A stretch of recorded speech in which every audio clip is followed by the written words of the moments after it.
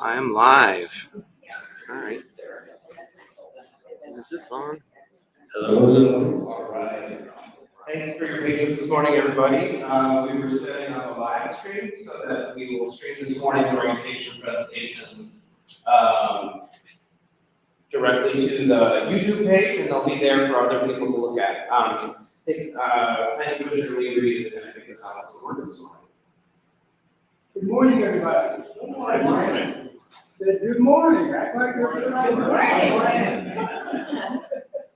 We're here to create the best Benton Harbor. Personally, my point of view is I love asset-based community development. You need to work with what you got, not what you don't have. As a result of that, we've asked all y'all to come together and help us plan a resurrection for Benton Harbor. Redevelopment is very important. There are many components to it. You're going to hear some of them today.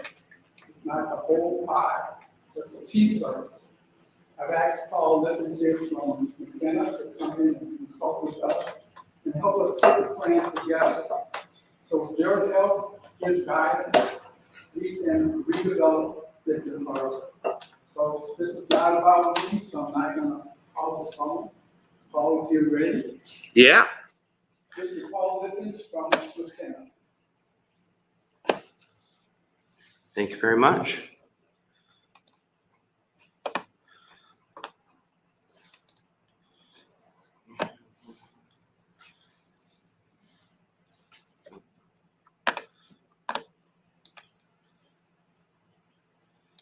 Just real quick for people viewing on site, online, or who want to watch this in the future, I'm going to do a share screen so that the website will see the presentation. All right. Good morning. So appreciate everybody coming this morning.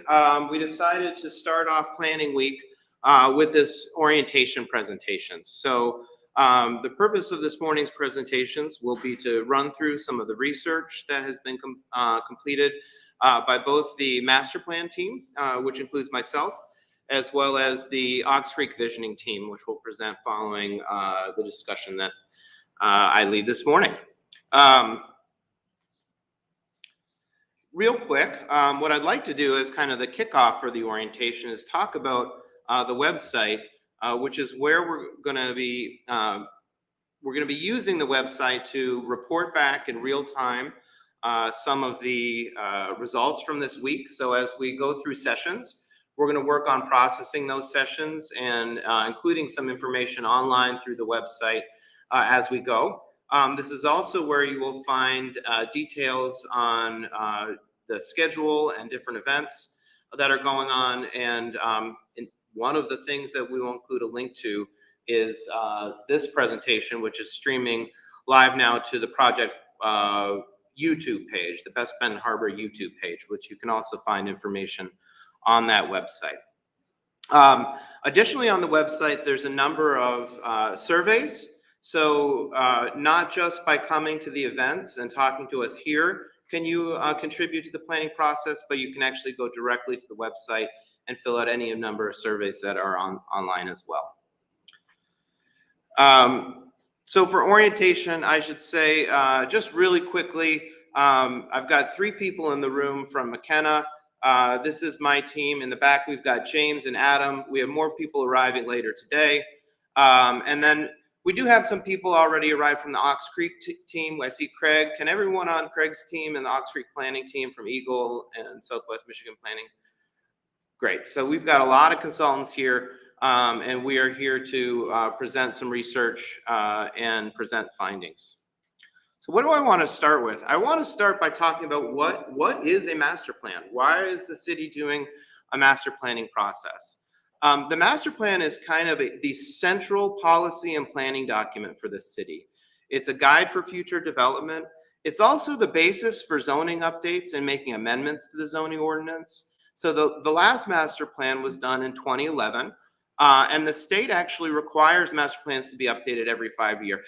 Now, there's no master plan police. No one's coming and saying, wait, it's been 10 years since you've updated your master plan. But still, it's best practices to do this.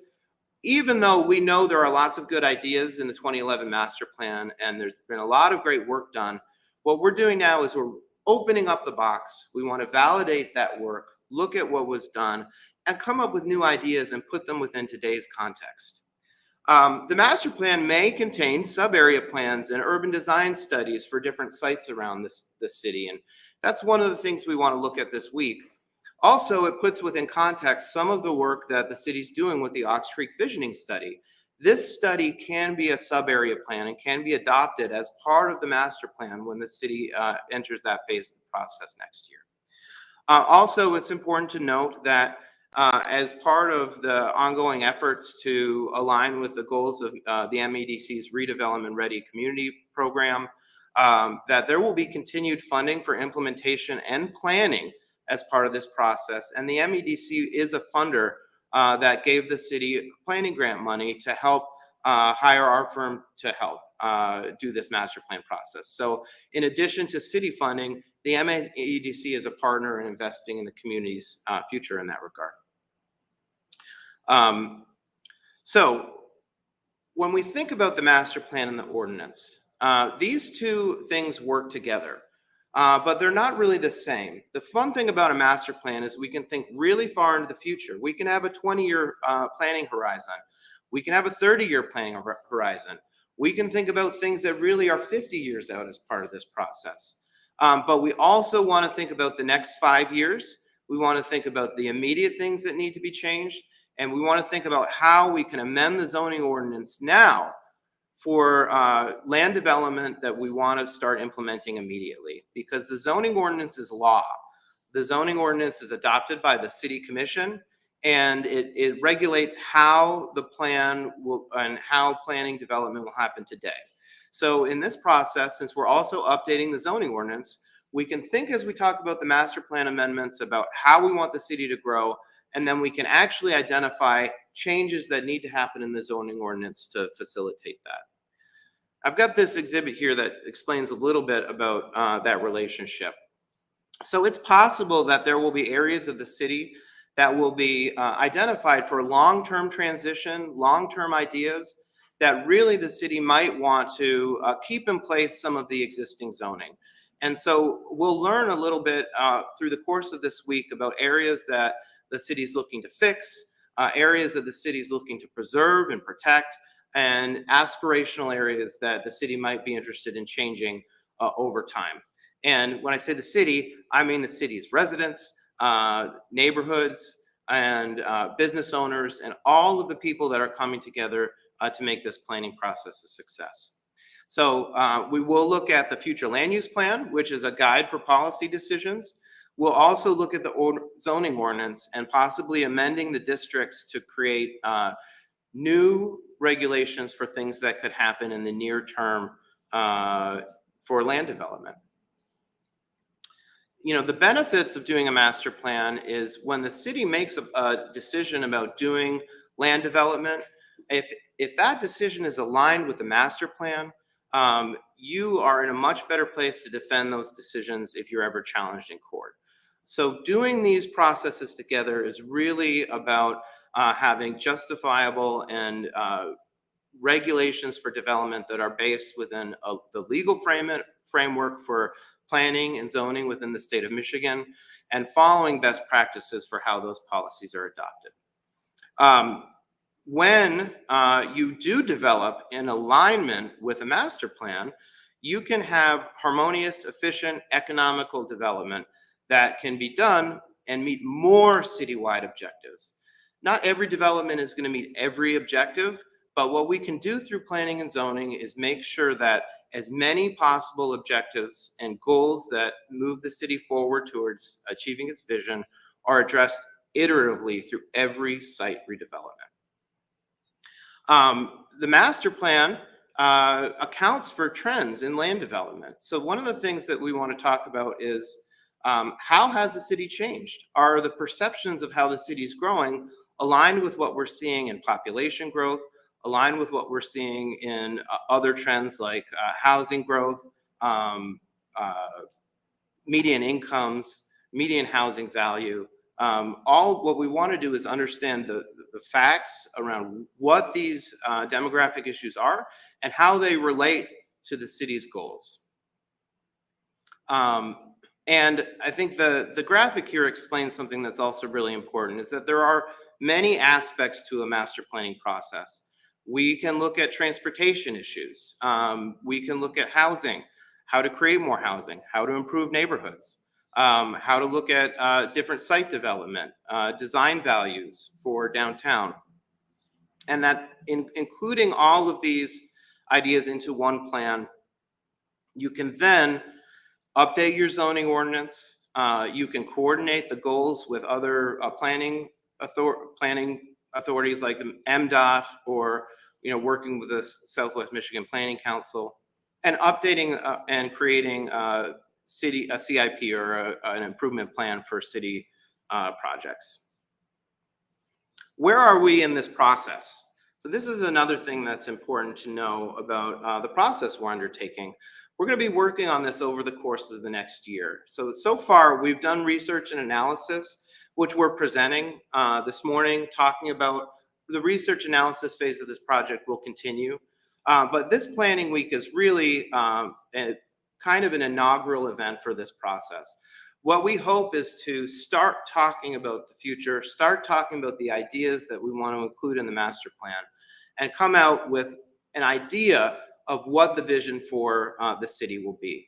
And then over the course of the next year, we will test those ideas that we developed this week through creating draft documents and working with the advisory committee and working with residents to continue to get feedback, both at online and in-person feedback tools. We are planning a series of neighborhood workshops.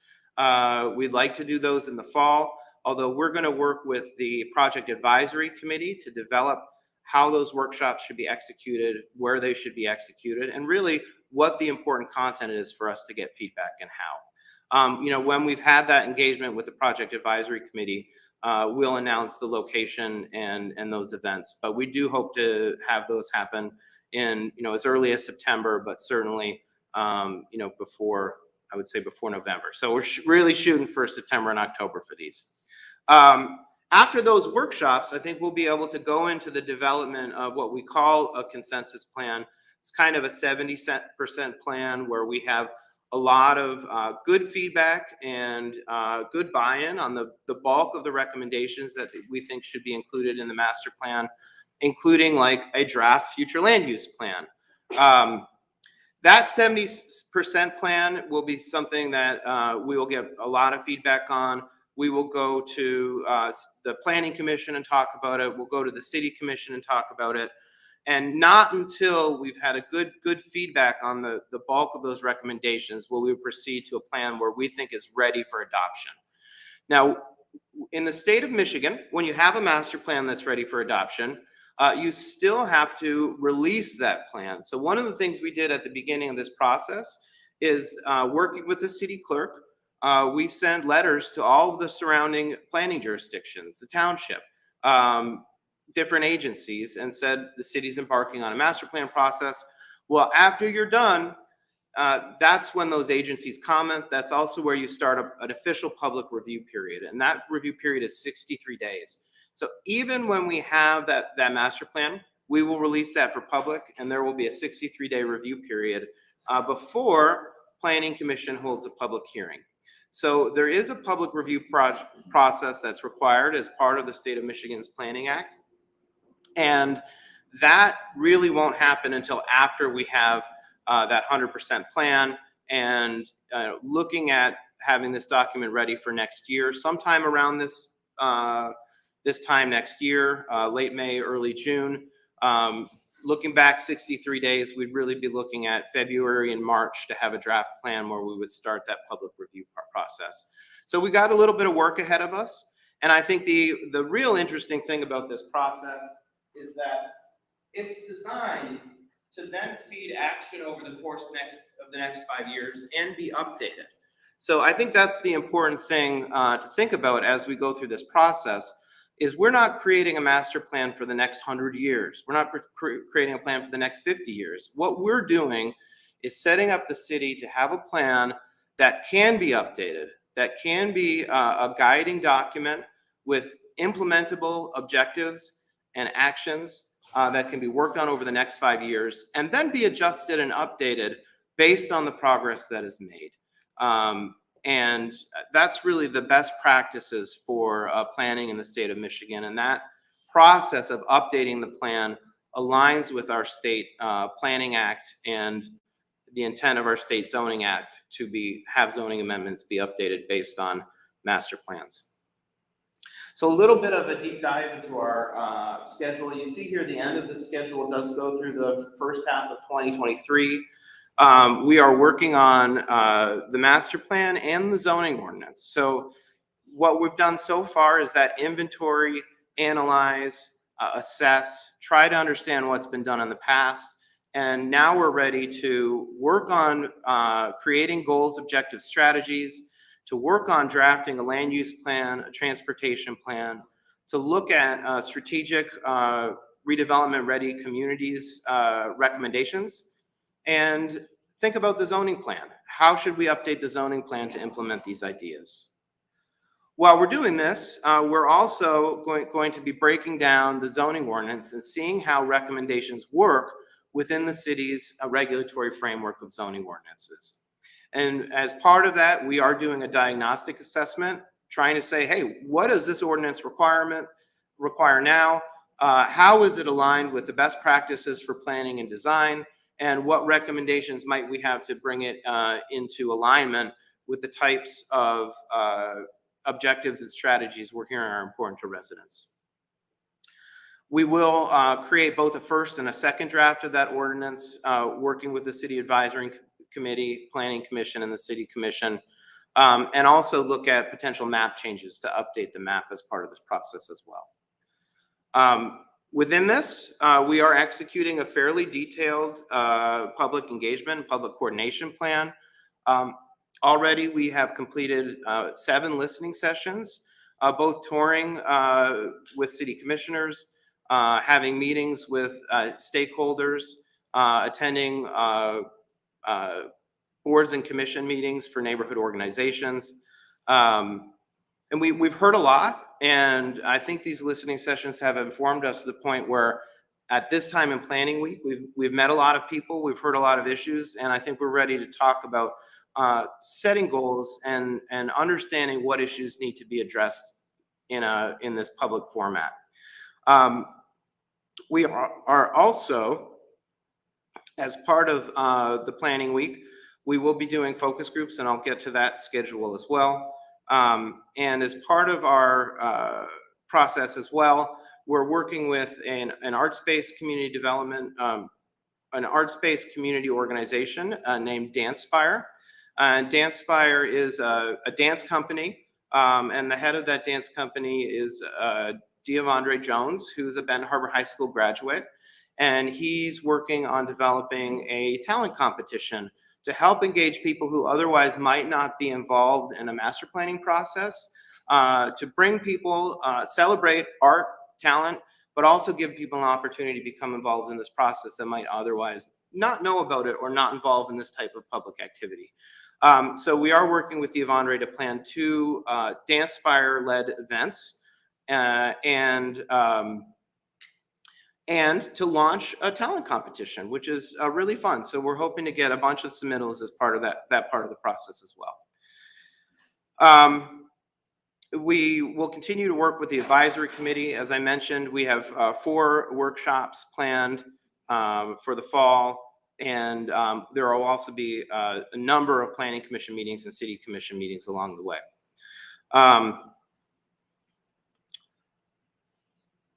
I'm going to start a walk down of what we're doing this week.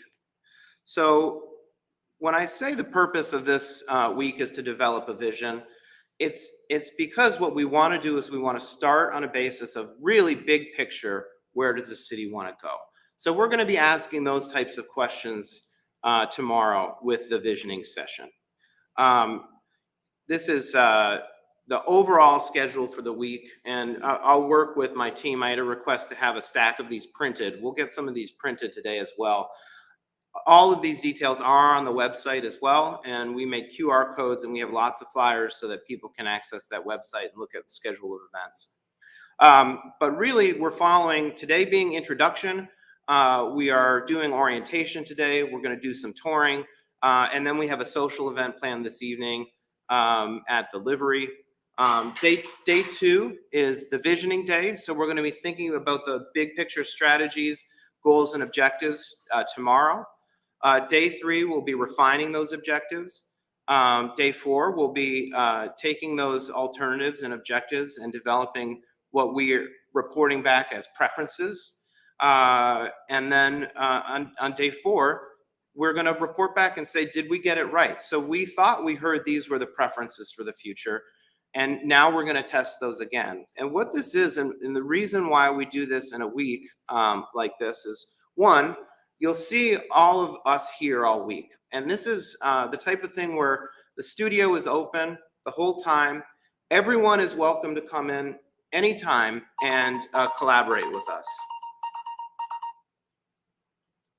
Pardon me, I'm gonna put that on silent. Because the purpose of what we're doing is we're creating these feedback loops. So each day we're doing engagement activities, we're talking with people, and then our goal is to present back what we heard and test it.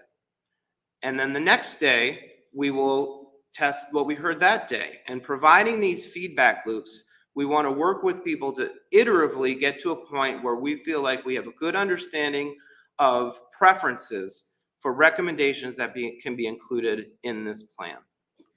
So breaking that down, day 1, we've got our introduction. I would ask if anybody wants to walk and do the tours with us. We do have dial rides set up at 1, and we are going to go around and look at the different areas, study areas within the city, and it would be great for people to join us. We will leave from here, starting with a walk at noon.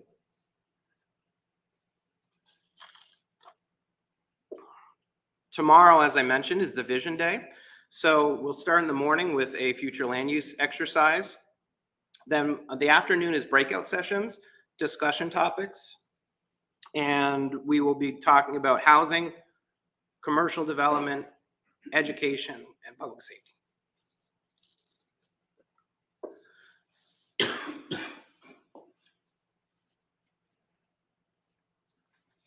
I'm gonna need a second, sorry.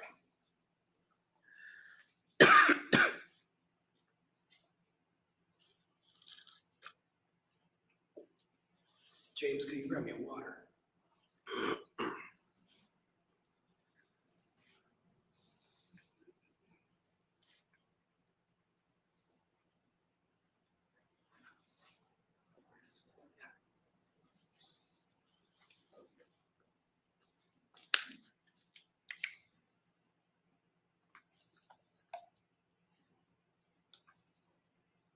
Water is much better than coffee for clearing something out of your throat.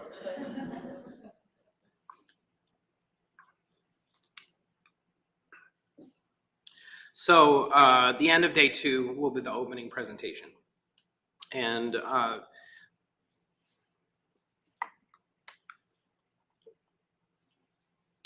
that will be the opportunity for feedback on goals, objectives, and strategy. That'll be the main focus of tomorrow night. On day 3, alternatives, we're going to be digging into the design study preferences for some of the areas we're looking at the tour this afternoon. And then the goal is to actually develop some concepts for developing different areas and then present those concepts in the evening on Wednesday. We'll get feedback on those concepts on the evening on Wednesday. And then really day 4 is about refining those concepts into preferences. We will have another day of report back from the focus groups. So anyone that's interested in joining us tomorrow afternoon for focus discussions can also plan to join us on Thursday afternoon just to help synthesize those ideas into recommendations. Also, if you're only available on one of those days, come to whichever one you're available to, because we'll cover a lot of the same topics on each day. And then I did want to mention our preferred plan presentation, which is the final evening presentation of the week. We're thinking of moving that actually over to the Hawk's Nest. And I don't remember, Rich, is the first floor of the Hawk's Nest, it has some cultural significance or historical significance? Yes, it was known as Lashik's. Lashik's, yeah. So it hasn't been open for public use, but it should be interesting to see it and it's renovated. And I was in there yesterday. So I think it would be interesting to activate this space. It'll be actually the first time that it's been available for public access. So we're thinking of moving the location over there for Thursday night. And then finally, day 5 is our debrief. So what we hope to do on day 5 is talk through a lot of what we've learned. But we're also going to participate in the Benton Harbor Peace Day and Peace Walk, which starts at the high school. We have been coordinating with the organizers of that event, and we'll make some announcements, talk about what we've done this week, and share some ideas with students. And then we're going to participate in the walk, which comes downtown. And then on Friday afternoon, we will do a short debrief. Basically, what we do is we just talk through our major takeaways from the week. And I think it would be great if people would be interested in joining us. If available, I'm suggesting maybe we actually move that to the City Hall chambers because we'll be downtown at the end of that walk. So I will finalize that location, but I think that would be a really good opportunity for us. So what comes out of planning week? A vision. What does this mean? You know, a vision is a statement that helps to create a principle or ideas that the city can work towards. It should be long-term and it should be achievable through objectives, actions, strategies. We have, as part of our survey, we synthesized the vision from or really kind of reduced or summarized the vision as it was presented in the 2011 plan. Point being, we're not starting from scratch, right? But we do need to validate a vision for this plan. We need to validate a vision for the city today. The results of this collaboration, we want to take these themes that we're exploring through Planning Week, turn them into goals. Say, these are goals that the city wants to work to achieve. We want to talk about issues, right? But we want to turn those issues into objectives. We want to develop objectives, things that we can measurably achieve over time if we work. We want to talk about our ideas, but we want to turn those ideas into strategies, things that we can work on together to make happen and make a real change in the city. We want to talk about projects. We know that there's lots of projects out there that people are ready to achieve, but we want those projects to be actions that are related to achieving this vision. And if we can organize this plan in a way that speaks to people, then we will have a plan that everyone can work on, that everyone can see results in, and that after 5 years, you can say, these projects, they were all related to our master plan. These strategies, we've made some progress and we're going in the right direction. And why? Because they're all related to these goals and we have some consensus on the goals that the city wants to achieve. You know, working through our development concepts, we want to look at alternatives, preferences, create draft concepts, but ultimately, those concepts should be related to the future land use plan for the city. So when we do site exploration, we're doing it to understand if the districts that the city is working to create and the zoning categories that the city has on file actually represent the types of development the city wants to see. That's my first orientation. I'm going to pause here, and that orientation was about Planning Week. I would like to review some demographics information. So I'll just stop for a second to make sure everybody's still with me. All right, is everybody still with me? You know, usually when you do these presentations, you do a lot of mic sharing and there's more people presenting. This first one this morning, you're stuck with me. I'm going to do the whole thing, if that's okay. But it's good. I'm really excited to share some of these findings, and I do have team members that might want to pop in with some ideas, but I'm just going to roll right into this. So we have and we will continue to put out in this space a lot of this information, but it all starts with the future land use plan. I mean, really, this is the bulk of your master plan process. Let's say if there's one thing that master plan needs, it needs a future land use plan. And this is actually the future land use plan that's in the 2011 plan. And we recoded it just so that we have the existing in GIS. And it's interesting. You know, some things that I noted on this plan is, you know, looking at the commercial character, which is the lighter red there. You have that repeating around the city in different places, but there's a distinction between areas in the city that I think of when I come here. It's downtown, and for some reason we've got a bunch of different categories going on in the downtown area, including business and commercial services. I've also noted there's a lot of industrial in this area, which of course, historically, this was an industrial city, industrial town. But a lot of those uses are not active right now. So I think we got to think about, you know, where are the appropriate places for industrial uses in the future. The other thing that I noted about this is this plan really did keep a lot of the city in that single family, detached, or, you know, single family residential type category. And most cities like Benton Harbor actually have a lot more flexibility in the types of uses that can be put in the near downtown. So one of the things I think we should look really carefully at is what types of uses would help to support development in Benton Harbor's neighborhoods. And I'm going to talk a little bit more about that in this presentation. This is a zoning map. This is the zoning map that's on file. And some of the ideas that I was just mentioning in the future land use plan, you can really see in this zoning map as well. So you have this most of the city is in a single family residential district. Now, of course, that can be a little bit of a misnomer because single family residential districts often include many different types of uses, right?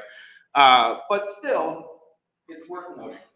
The other thing that I mentioned too is the distinction between the downtown waterfront districts, the mixed use district around the golf course and G Block, and then the industrial districts kind of spread out.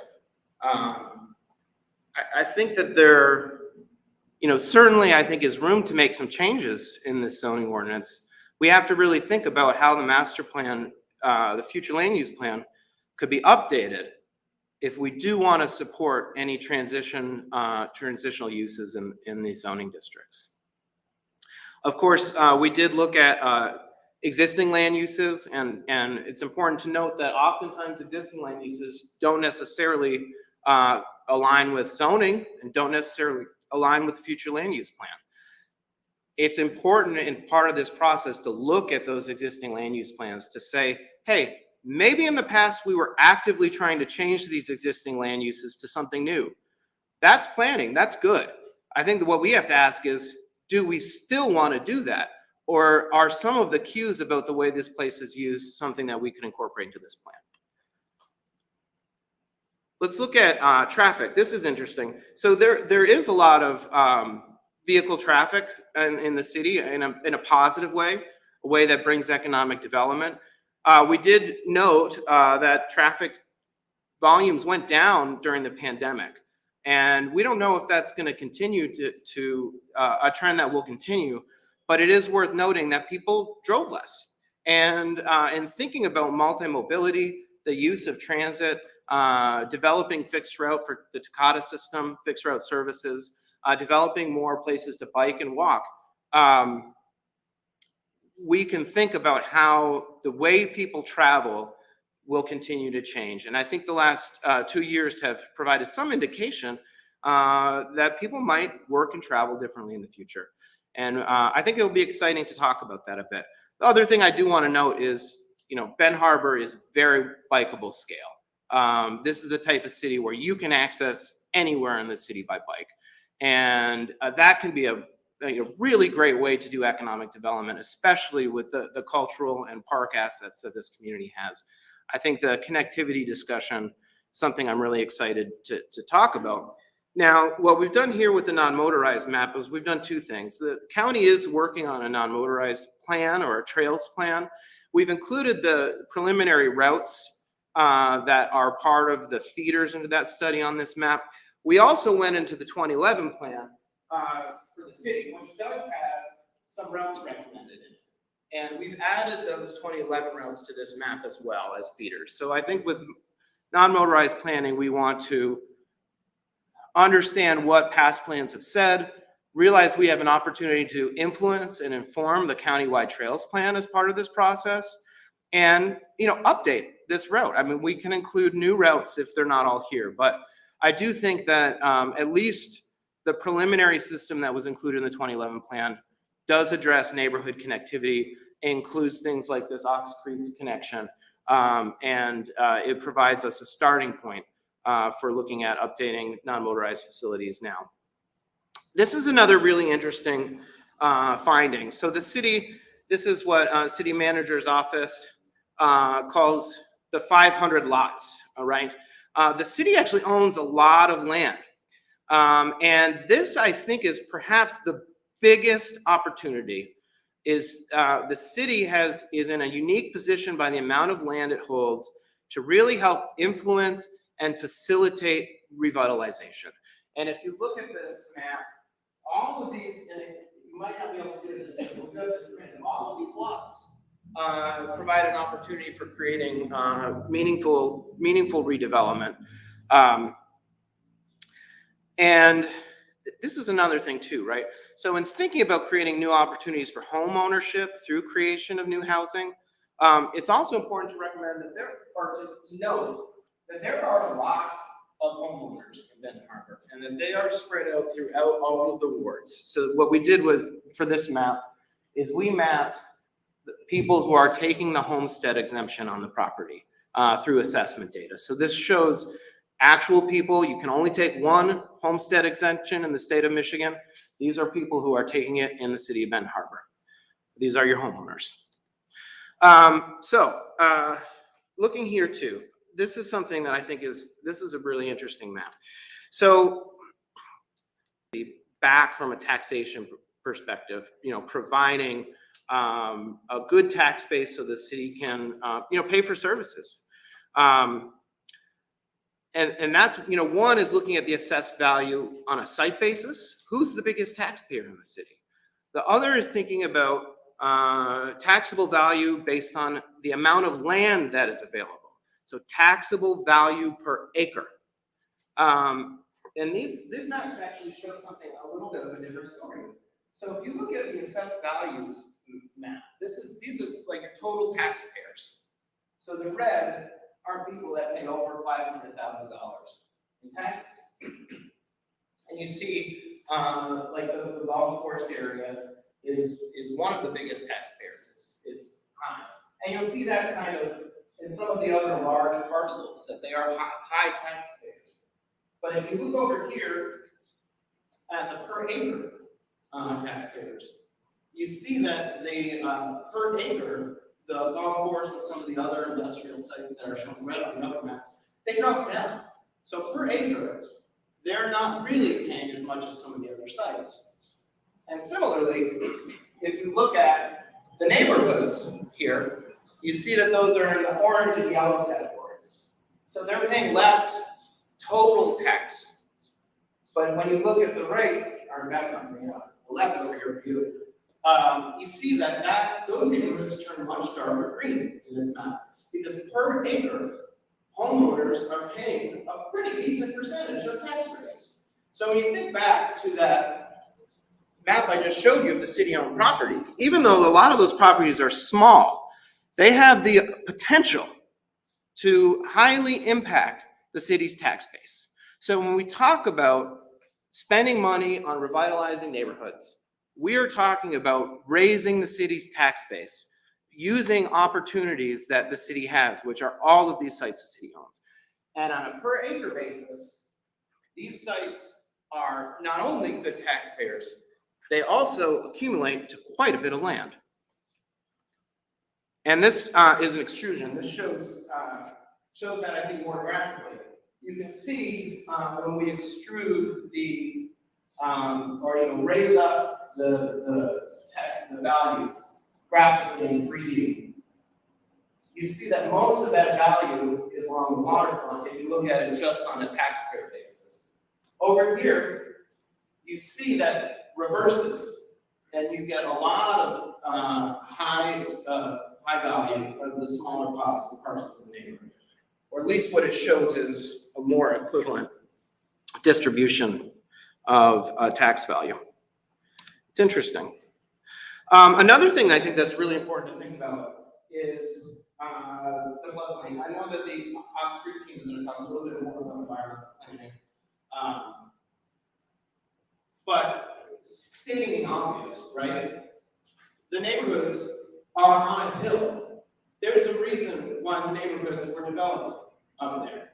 Because you're on a hill, on a bluff, overlooking the rivers. And that is a safe place to live. I mean, you got to look at, and actually, I'm excited. Tomorrow night, Adam is going to talk a little bit more about the history of the city and the evolution. But, look at these maps next to each other.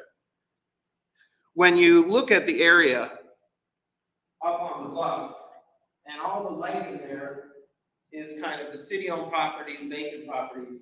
If you think about the opportunity to expand in a safe way in relation to where the river is, it just makes sense. I mean, it's right there in data. So a little bit more on demographics trends here. Why do we look at demographics? Why do we look at the past and the present to inform our decisions? It's because oftentimes people's perceptions don't align with what the data tells you. Sometimes it does. And it's important to kind of understand, does the data support our preferences, our opinions, the things that we come into this process thinking we know, or does it not? Is there something that we can discover here? And the analysis that we do really is a basis to support the decisions and the recommendations that will go in the plan.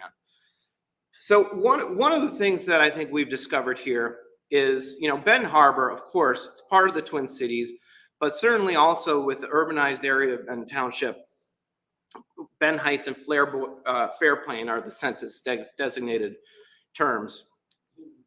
That Benton Harbor is really the center of this region. And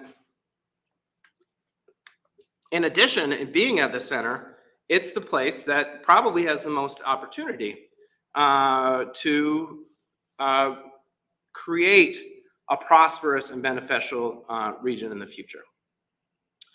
But thinking just about how the city's developed, in 1960, there were twice as many people in Benton Harbor, about 19,000 people. So over the last 50 years, half of the population of this city has gone. And what that means is exactly what I was talking about. The tax base from those people leaving the city has declined. So the city is stressed. We've been supporting infrastructure for a population of twice the size with half the people. And that is a tough economic situation. And it's been extensive. I mean, you're talking about decline that started in 1960 and has been consistent throughout the time. And you'll see the Benton Harbor, the city of Benton Harbor is the green line on this map. The other parts of this region also declined in population, but not to the extent that the city of Benton Harbor did. And this is, we don't have census data until 1970, 1980 for the township. But you can see year by year, and looking at the region, even the region peaked in population in 1980, although actually we didn't have data for the township before that. So this information really is only clear on the totals when it gets to 1980, where we actually have the township data. But still, region continued to decline, but comparatively to the county as a whole, if you look at the Ben Harbor as part of that region, you'll see basically new population numbers combined, which I'm going to get to in a couple slides. But first, I have this slide on number of households. So related to household decline or population decline, households decline. But the interesting thing, if you go back just to 2010, so between the time the last master plan was adopted and now, there's been 20% growth in housing in Benton Harbor. That is significant. The number of units that have happened in the city is significant. And comparatively, if you look at Fairplain and St. Joseph, they're basically stagnant, no housing. And that is because, not because people don't want to live in those communities, it's because they're built out. I mean, Benton Harbor is the place with room to grow. And you'll see also Benton Heights had a high growth in number of households in that time period too. Looking at income, you'll see there is a vast disparity between the incomes in the city of Benton Harbor and some of the surrounding median incomes. So comparatively, in 2010, Benton Harbor had a 17,000 median income. 2010, St. Joseph had 44,000, Fairplain 38, and Benton Heights was more aligned with where the city of Benton Harbor was at about 18,000. In that time period, Benton Harbor's to 2020 only grew to 21,000 median income. So it had even less growth comparatively in Benton Heights, which in 2010 was similar to Benton Harbor. Median income had rose to 30,000 in Benton Heights in 2020. So the income disparity it still exists. And while new housing had grown in that time period, it didn't make its way to raising the median income of people in this community. So thinking about equity and how that growth goes, we need to also think about quality of life issues for Benton Harbor residents, making sure that median income, job access also grows with housing access. Similarly, in housing value, median housing value between 2010 and 2020, there was actually what I would call stagnation in Benton Harbor. It went down slightly. But similarly to other communities, I would say there was not much growth in median housing in that time period in the region. So this is what I also want to think about this region in comparison to other regions. So this is one of the reasons why, St. Joe and Benton Harbor are talked about as twin cities, right? And they really are. They function together, close. Well, we can talk about that too. So some people don't like the Twin Cities comparison. We can definitely talk about that. But certainly from an economic region, Benton Harbor and St. Joe function economically in similar ways because they have the same trade area. So the people who come to Benton Harbor to shop are the same people who come to St. Joe to shop. They basically the same people who come to Benton Harbor for jobs. When you think about a trade area, you think about these two places are linked. And we'll talk more about the economics of retail growth, housing growth. But I mean, also, I'll move on to the next slide here. So we wanted to compare Benton Harbor's region to some other regions of similar sizes in our state and in northern Indiana. And when you think about the size, just the land area for St. Joe, Benton Harbor, Fairplain, and Benton Heights, the land area of all those places combined is about 16 square miles. I believe Benton Harbor is about 5 of that. It's close to 5. It's about a third of this. Similarly, Muskegon, city of Muskegon, 14 square miles. City of Jackson, 10 square miles. City of Saginaw, 17 square miles. Michigan City, slightly bigger. Michigan City, Indiana, 20 square miles. So when you think about why regions go together, why urbanized areas go together, this is a little bit about scale, right? Scale of size. So you might draw a geographical boundary, and that's your city municipality. That's a functioning governmental unit. But from a scale size, from the size of the city, size of this region, Benton Harbor, St. Joe, Fairplain, Benton Heights, the size of those together, very similar to other cities and urbanized regions in the state. Now let's think about population density. So let's compare population density, the amount of people per square mile. So in the Benton Harbor region, there's 1,700 people per square mile. That is more similar to Michigan City, much larger city, at 1,500 people per square mile than it is to other urbanized cities in Michigan. Muskegon has more than 1,000 more people per square mile, or approximately 1,000. City of Jackson, more than 1,000 people, more than Benton Harbor per square mile. So in that kind of 2,500 per square mile to 2,800 per square mile, that is kind of what I would call population density that's similar to a city, a Michigan city that hasn't lost population, that hasn't lost housing sites, or as extensively as Benton Harbor. So when we talk about new growth for Benton Harbor, we think about that population density and how similar to city of Muskegon or city of Saginaw, more people could live in the city of Benton Harbor and have a walkable quality of life. There's room for growth in the city. And looking down a couple more rungs down here, in 2020, the population for the combined population for this region, I already mentioned Benton Harbor's population is about 9,000. For the whole region, 28,000 people.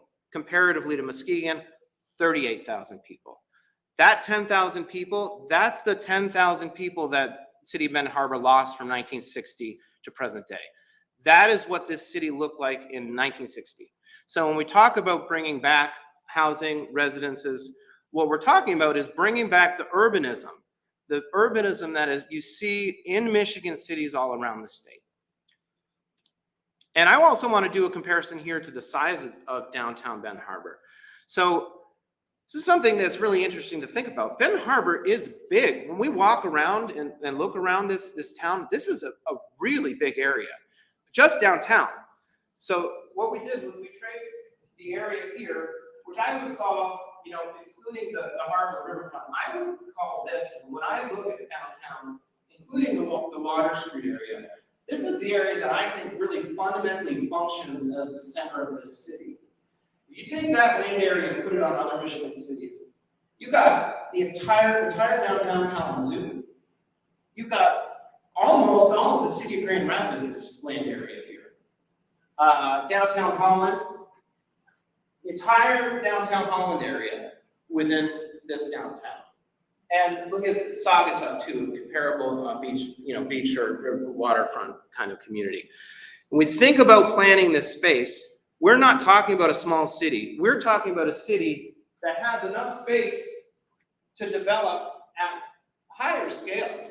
I mean, I live in Kalamazoo. There is a lot of housing being built in downtown Kalamazoo right now. All right, going to go on to plan history. And how am I doing on time? I'm actually doing pretty good. So that's good because I have more slides. All right, so this is not the first master plan that the city of Benton Harbor's done. And actually, we'll talk a lot about the 2011 plan because I think the 2011 plan is really the first modern master plan the city has done, and it's a good plan. But going back to 1955, comprehensive area plan that was for the region.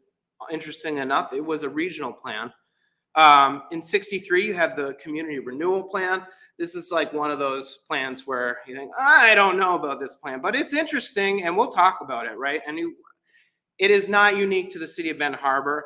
We see these renewal plans everywhere we work, and it was what it was. It's what happened in the 60s. Then you have in 1989 the general development plan, good strategies, and a lot of great work happening in that time period. And then, of course, 2011 plan, and today we're working on the best Benton Harbor plan. So some of the findings from 1955, it focused on the city as well as the township areas that I'm talking about.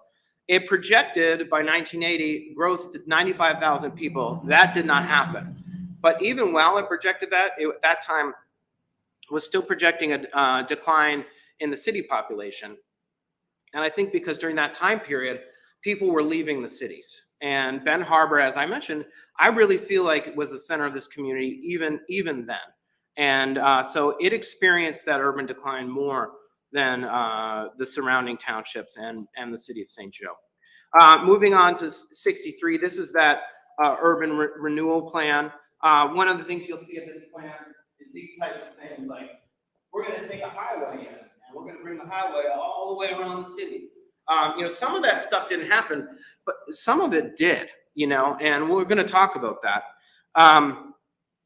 But this plan continued to project population decline, and it proposed demolition of large areas of the city, and large areas of the cities were demolished. So you might say that it was successful, but I don't know if we know that connection, right? So a lot of times plans represent things that are happening in the community. But we do know that the city did lose, whole blocks, and that happened after this plan. So the general development plan in 1989, it was a plan that was working to correct some challenges, ongoing poverty, aging infrastructure, unemployment, emphasized economic development, and but still projected population decline. So 1989 to 2011, that path really continued. So it was really only between 2011 and 2020 that we started to see those new houses being built at the level that they are now. And then the 2011 plan, as we know, this was kind of the first plan that really made an effort to do the type of public engagement we're doing as part of this process. But that plan was heavily focused on the riverfront. It had great recommendations for the neighborhoods in it as well, but not the type of illustrative plan concepts or redevelopment concepts that you see in this plan for the riverfront for the neighborhood. So you'll see in our on the tours, if anyone wants to join us for tours this afternoon, we have 10 areas around the city, many of which are in the city's neighborhoods, that we're going to look at trying to do this type of an illustrative redesign concept for as part of this process, working with everyone this week. So what are some of the major findings? I've kind of already alluded to some of these things, but number one, Benton Harbor is a city designed for twice its population. The highest population was in 1960 with over 19,000 people. Current population is 9,000 residents. So we could add 10,000 new residents to the city of Benton Harbor, and we would still only be reaching back to the 1960 population. And we know that that's possible because that's how many people lived here in the city's boundary in 1960. It's also a city that has declining population, aging infrastructure, a lot of reinvestment in that infrastructure. But because of the decline in population, it has had ongoing service and demand issues. It's hard to support a city built for twice its size on half the population. So when we think about growth, that's what we're thinking about. How do we support the city residences with the type and business owners with the type of services that other communities that haven't experienced declining population or have already started to come back at rates higher than Benton Harbor have? They're not experiencing this type of stress on infrastructure services. And that is that's the future for Benton Harbor, is not having those types of stresses on city services if we can achieve some growth. And good news is that also makes places better, right? It's all about people. More people, it creates more happy and more revitalized places. All right. Some more findings. So Benton Harbor shares characteristics with other mid-sized regions and cities. So I think that when you think about this region within the context of other Michigan cities, and you see the similarities in how they've developed, it really opens your mind to the types of things that we could achieve in Benton Harbor with a consensus vision. And it's not, while I say we want to focus on the neighborhood revitalization, and we do, it's important to know that the strength of this community, or one of the strengths of this community, is its downtown, is the riverfront, is the lake. Connecting neighborhoods to these places is vital to making the whole system work. It's all connected. It's not the neighborhoods or downtown, it's the neighborhoods and downtown. And then finally, findings from this analysis, Benton Harbor is well positioned for growth, right? on Lake Michigan, on the St. Joseph River, Paw Paw River. Everyone probably is aware of the PGA event that happened last weekend or 2 weekends ago.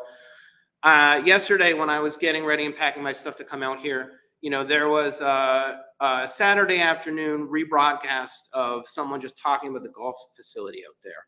And, this is NBC, or maybe it was ABC, but it's, Sunday afternoon TV watching, flipping through the channels, and I'm looking at Ben Harbor, the place I'm about to drive in.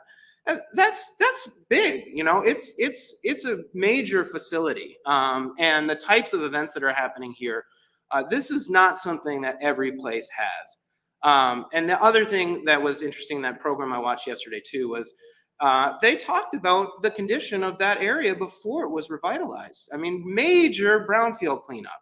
So when we think about Ox Creek and what's possible in Ox Creek, we know that we can clean the area, we can make it better, we can make it accessible, and we can do it for the city residents. It's already been done on one site in the city.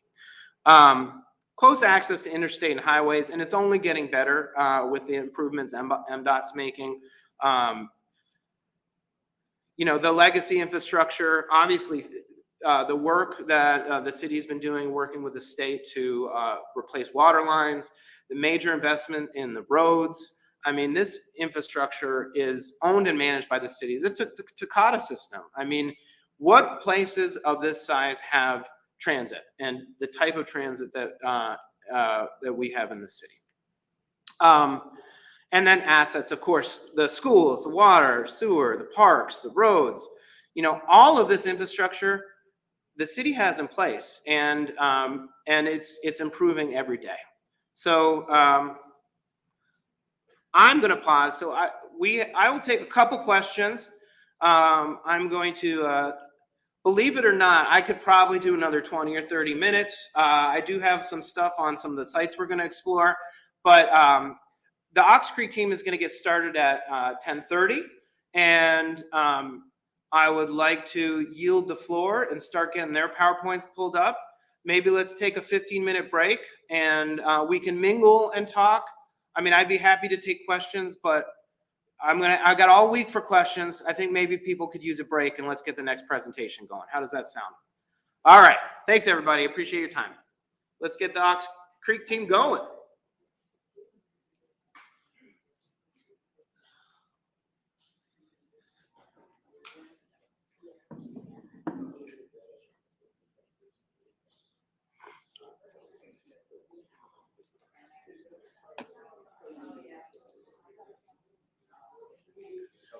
Check it out. We are streaming. Yeah. We're live. This is on YouTube right now. Don't come up here unless you want to be on YouTube. Oh boy. It's gonna happen sooner or later. I know. I've got presentations for us. Awesome. All right. What I'm going to do is get them all loaded on the desktop, and then we can pull them up as you guys go. How does that sound? Okay. That sounds perfect. All Best right. to go from thumb drives instead of OneDrive. Do you have any issues with OneDrive? I think it would be best to do thumb drive because I have limited. I've got one internet access, and I'm using it to stream, and so far stream is good. So I'd rather not mess around with that. Yeah. It's fair. All right, we got one. Let's This do 'em. is it. You gotta type in this. To pass. Yeah, I'll tell you what it is once it goes. Because, heaven forbid, the state of Michigan, we have very important data and we, Very All right. important presentation. it's ridiculous. Do you want to type it in? Because I actually am live on YouTube, just in case. It's. It should do it. All right. And let me direct you to it once you pull it up. This one. It's gotta be it. Already unlocked. You should be able to get to it.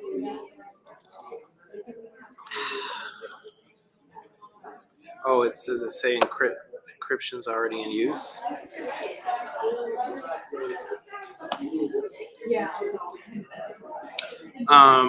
Do you want to try another jump drive? I could give you a jump drive that without encryption. I can't get it off my computer. Okay. Mine's the same way. All right, hold on. Yeah. It's saying. Yeah, sometimes it's funky. Oh, there there it is. goes. All right. Yeah, so Geyer, Ox Creek, that right there.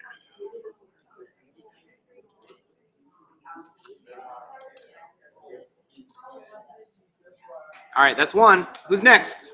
I've got 2 on here. All right. Thanks. There's only 2 files. Okay.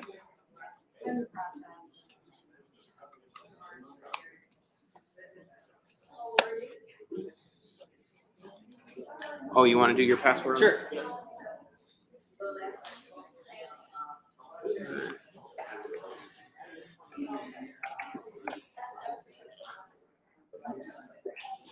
it work?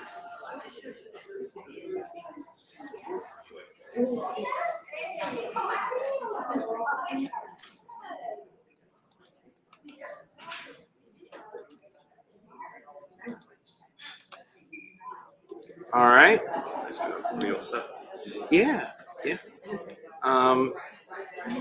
There we go. All right. Now I have 3 PowerPoints. Who else has a PowerPoint? I think that's all. 'Cause I think that's all of us. All right.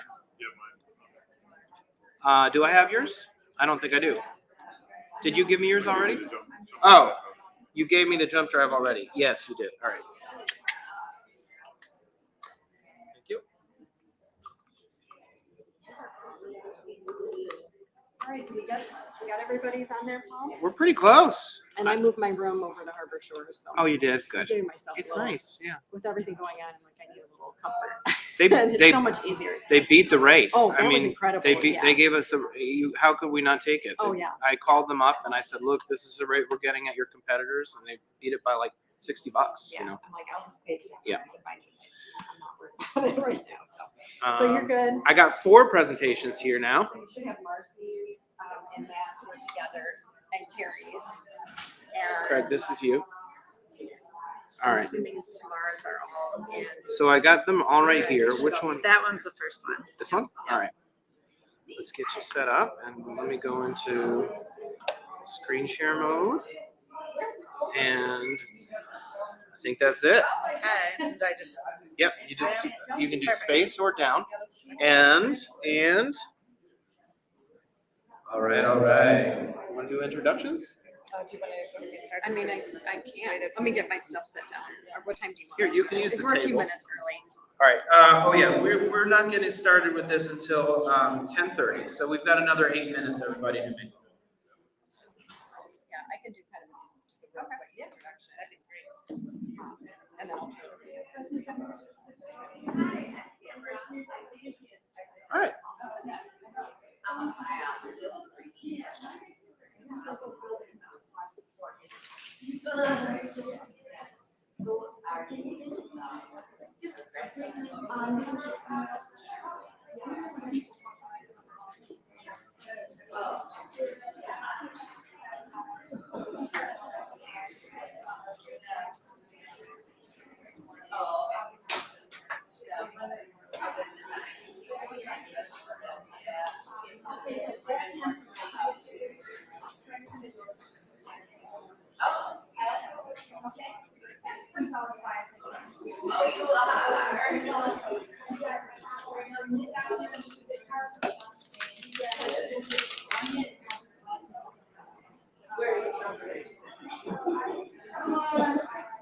He gets to know me, people don't say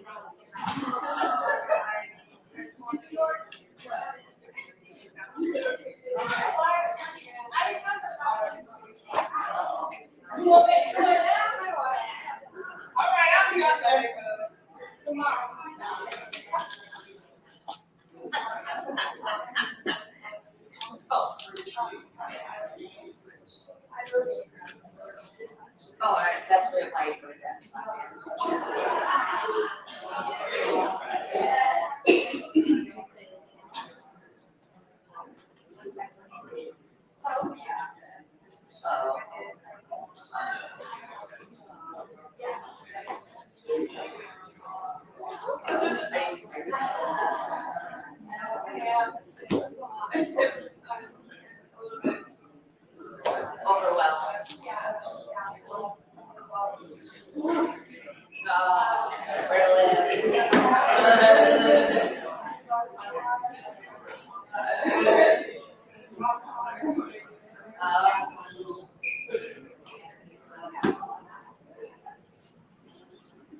Hey.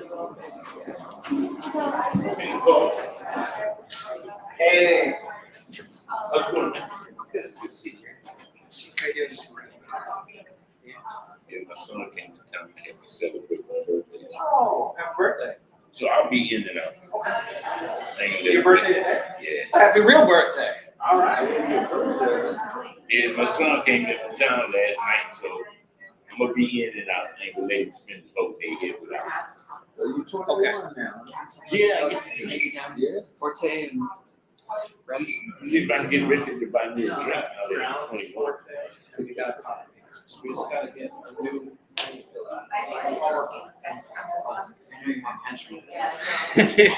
I do, yeah.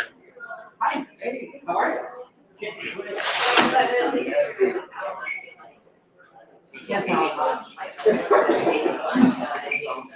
21, I'll get Richard to buy me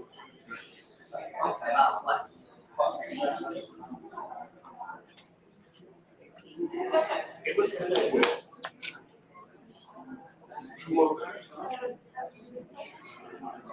Hey, I'm from the library. I actually live through this. My kids are like generation from yeah. I didn't really.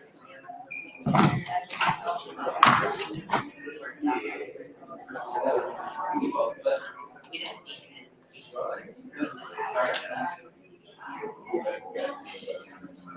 and then I got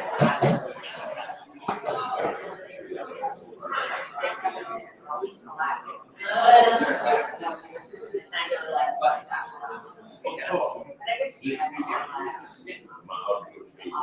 Oh, yeah.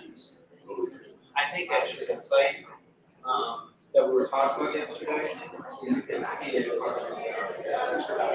Honestly, properties, the one. We have one.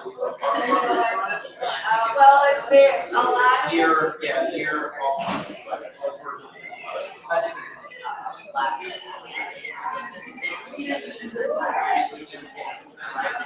Yes. So, but I usually do, we'll do the presentation. Sometimes things.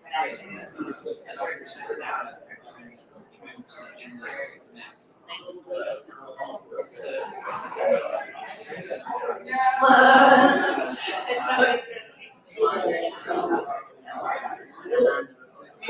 Thank you for coming.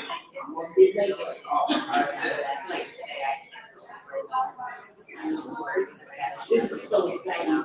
How the place is. Honestly, I was like, I don't know if I'm ready to sleep. I usually, I'm it's like bored. 8 o'clock for me, and I'm ready. Oh, my mind is gone. My mind is gone.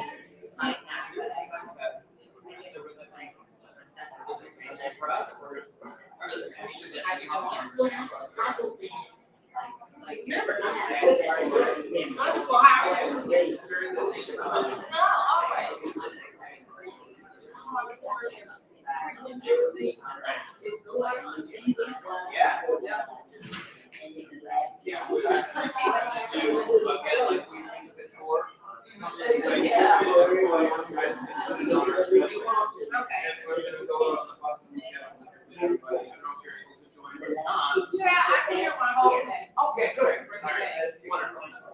So, yeah, and then, so I tried to capture as most of it. Or some of these references. So, kind of bad, but if there's anything else that you want to say, Thank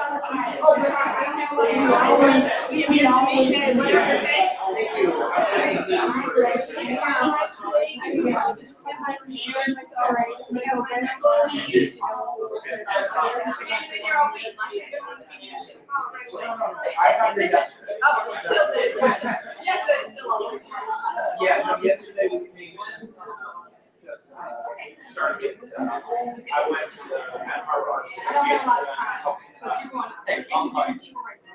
Tell me why you saw Facebook. I could stream, so I've got StreamYard, I can stream to your, you have a Facebook page, stream, we can talk later. Oh, you did great. You're short on time, I got your cell number, I'll be here all week.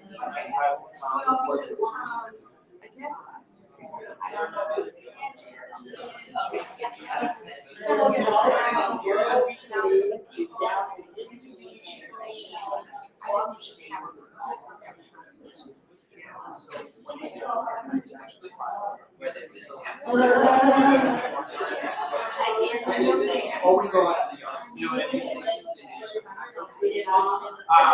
Well, today, probably around 5.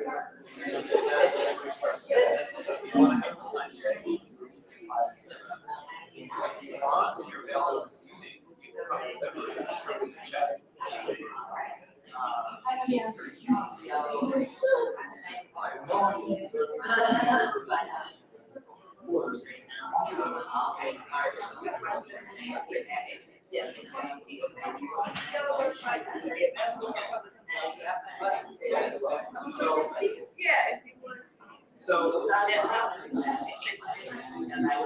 Spirit, he's looking right at me. He's looking for, is it the hair?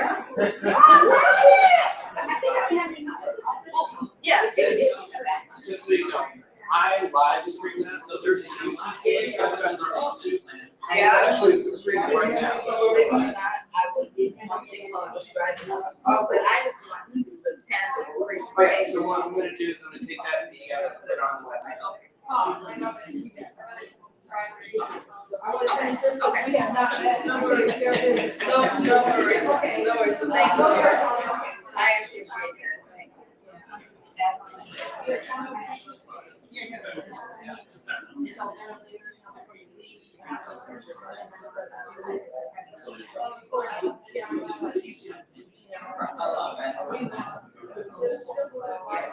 appreciate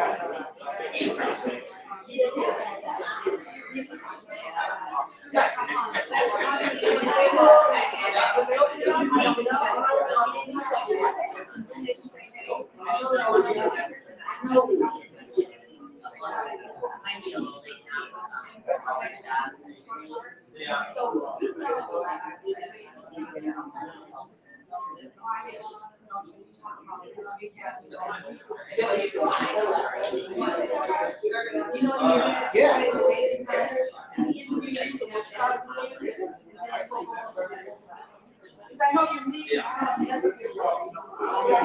No, I mean.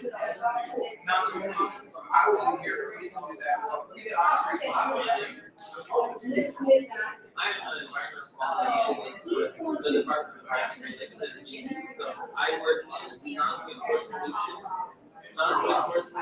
and municipal storm.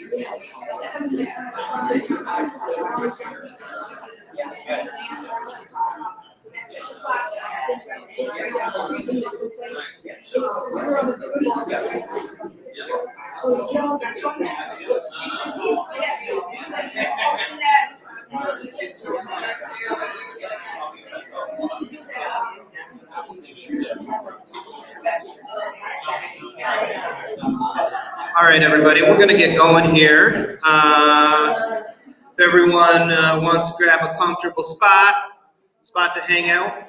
I'm going to pass it up over here to Emily Fennell, who's going to introduce the Ox Creek Planning Team and talk a little bit about that part of the stuff. Thanks, Paul. Good morning, everybody. It's really a pleasure to be back here working with the city of Benton Harbor from a couple of years ago when I worked with many of you on the Twin Cities Sustainable Harbor Project. So we're excited to see that get woven into the master planning process this week. But really want to take a moment just to introduce our team that's been working with the city since last summer with our department, the Department of Environment, Great Lakes and Energy, a number of other state agencies and the city, as well as a lot of local partners. So there's been a pretty significant effort and collaboration happening, working with the city manager and their community economic development director. And just, I think our list is over 60 people. It's pretty exciting. So I'm just very pleased to be a part of this week and excited to see the vision that the city and residents move forward at the end of this week. So I just want to take a minute to introduce our team, and then I'll just set up the next presentation that we're happy to provide to you today. So from our agency, if you wouldn't mind standing up and just kind of waving and identifying yourself. First person is that I'm seeing right now is Tamara Lipsey. She is in our Water Resources Division. She'll be speaking today about some of the data collection and monitoring efforts of Ox Creek. And Carrie Geyer is our section manager for our Brownfields program. Carrie's had a long history of working with the city. Matt Hanover is at our district office in Kalamazoo, and he works in our Water Resources Division, so he's familiar with a lot of the permitting needs and other regulatory issues, and he'll be presenting today. And then Marcy Hamilton, a local Southwest Michigan Planning Commission, and she'll be speaking this morning as well. And then at the end of the presentation about the health of the creek, we'll turn it over to the University of Michigan project team and Craig Borum. And then can the other UM team members just stand up? Great. We'll have them kind of introduce themselves a little bit later on. So we're happy today to be able to present some information to you about the current health of the creek and issues that are impacting the health of the creek. It's really important to kind of have that foundation in terms of being able to put forward a long-term future vision and see what the opportunities are and what some of the challenges are. So our team are going to be talking about the current information that we have from a technical and scientific perspective, but we'll try to stay out of the weeds and keep it pretty understandable. And they are going to be around at various times throughout today, as well as throughout this week to answer other questions. And then I think this presentation is also being recorded. But we'll make sure that we put the slides up and we post it onto the Benton Harbor Best Planning Week for anyone to have access to. And this is really just kind of the beginning for us to continue to work with the city. So we plan to be here for the long haul and continue to work with the community on Ox Creek and the harbor and any other projects that will be occurring. So with that, I'm going to turn it over to Marcy. She's going to kick us off and give us an overview of the work that she's been involved in and some of the watershed planning work that's been done. Thanks, Emily. Good morning, everybody. Good to be here and see so many great faces here that are working to make Benton Harbor a better place. And I loved what Mr. Reed said this morning to kick us off this morning about how we need to build on our assets that we have here in our community, because we have some really incredible assets, and Ox Creek is one of those that flows right through the middle of Benton Harbor and out into Lake Paw Paw River. So we wanted to really have an emphasis on Ox Creek because it is an important part of the city and has a lot of opportunity.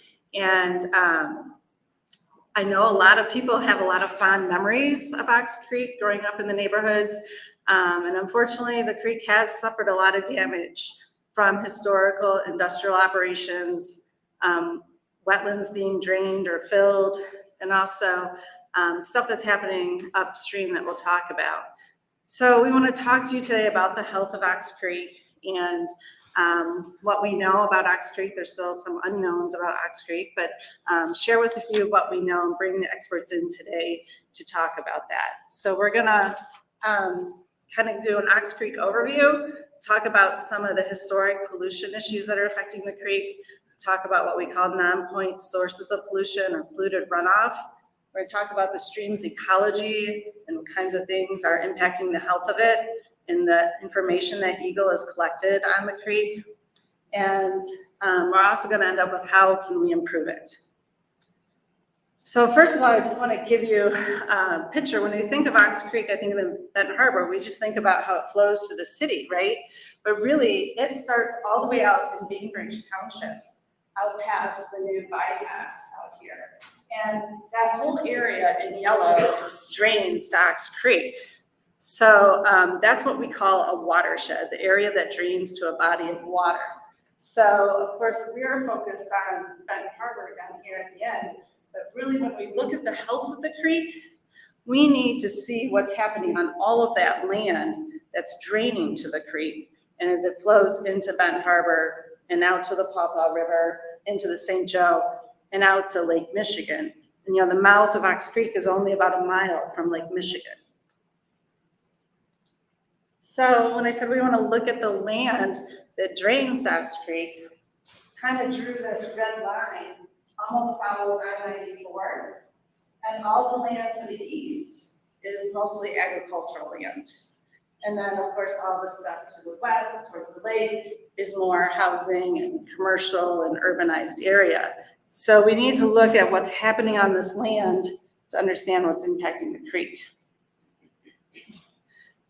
Just a quick tour. This is kind of what the creek looks like out in that eastern part of Bainbridge Township and Benton Harbor Township. This kind of looks like a agricultural ditch out there going through the farmlands. This is right at Meadowbrook Road as it goes under Meadowbrook Road and I-94.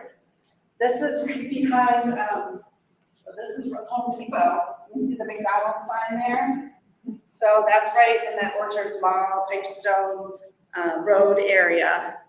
And as you can see, that whole area has a lot of urbanization, a lot of concrete and rooftops there that are affecting the creek. So it's pretty, so out in the ag area, we have agricultural practices that are causing erosion and polluted runoff into the creek. We get into this Orchards Mall area, and with all that impervious surface, the rooftops and the parking lots, when they built that area, we didn't really have a good ethic in terms of how to protect our water resources. And basically we just put the water into pipes and put it into the creek as fast as it would go to get it off that property, to drain it, to keep, so we can develop it. So now all that water is flowing straight into the creek when it rains and kind of really messing things up. We'll talk a little bit more about that. Then as we move into the city, this is actually out of the Crystal Springs Cemetery. I don't know if you can see, but there is a blue heron in the middle of the creek there. It's actually really pretty through that area. As we get down into town, these pictures are near Hall Park. A friend of mine actually went kayaking and we met a lot of beavers and beaver activity in that area.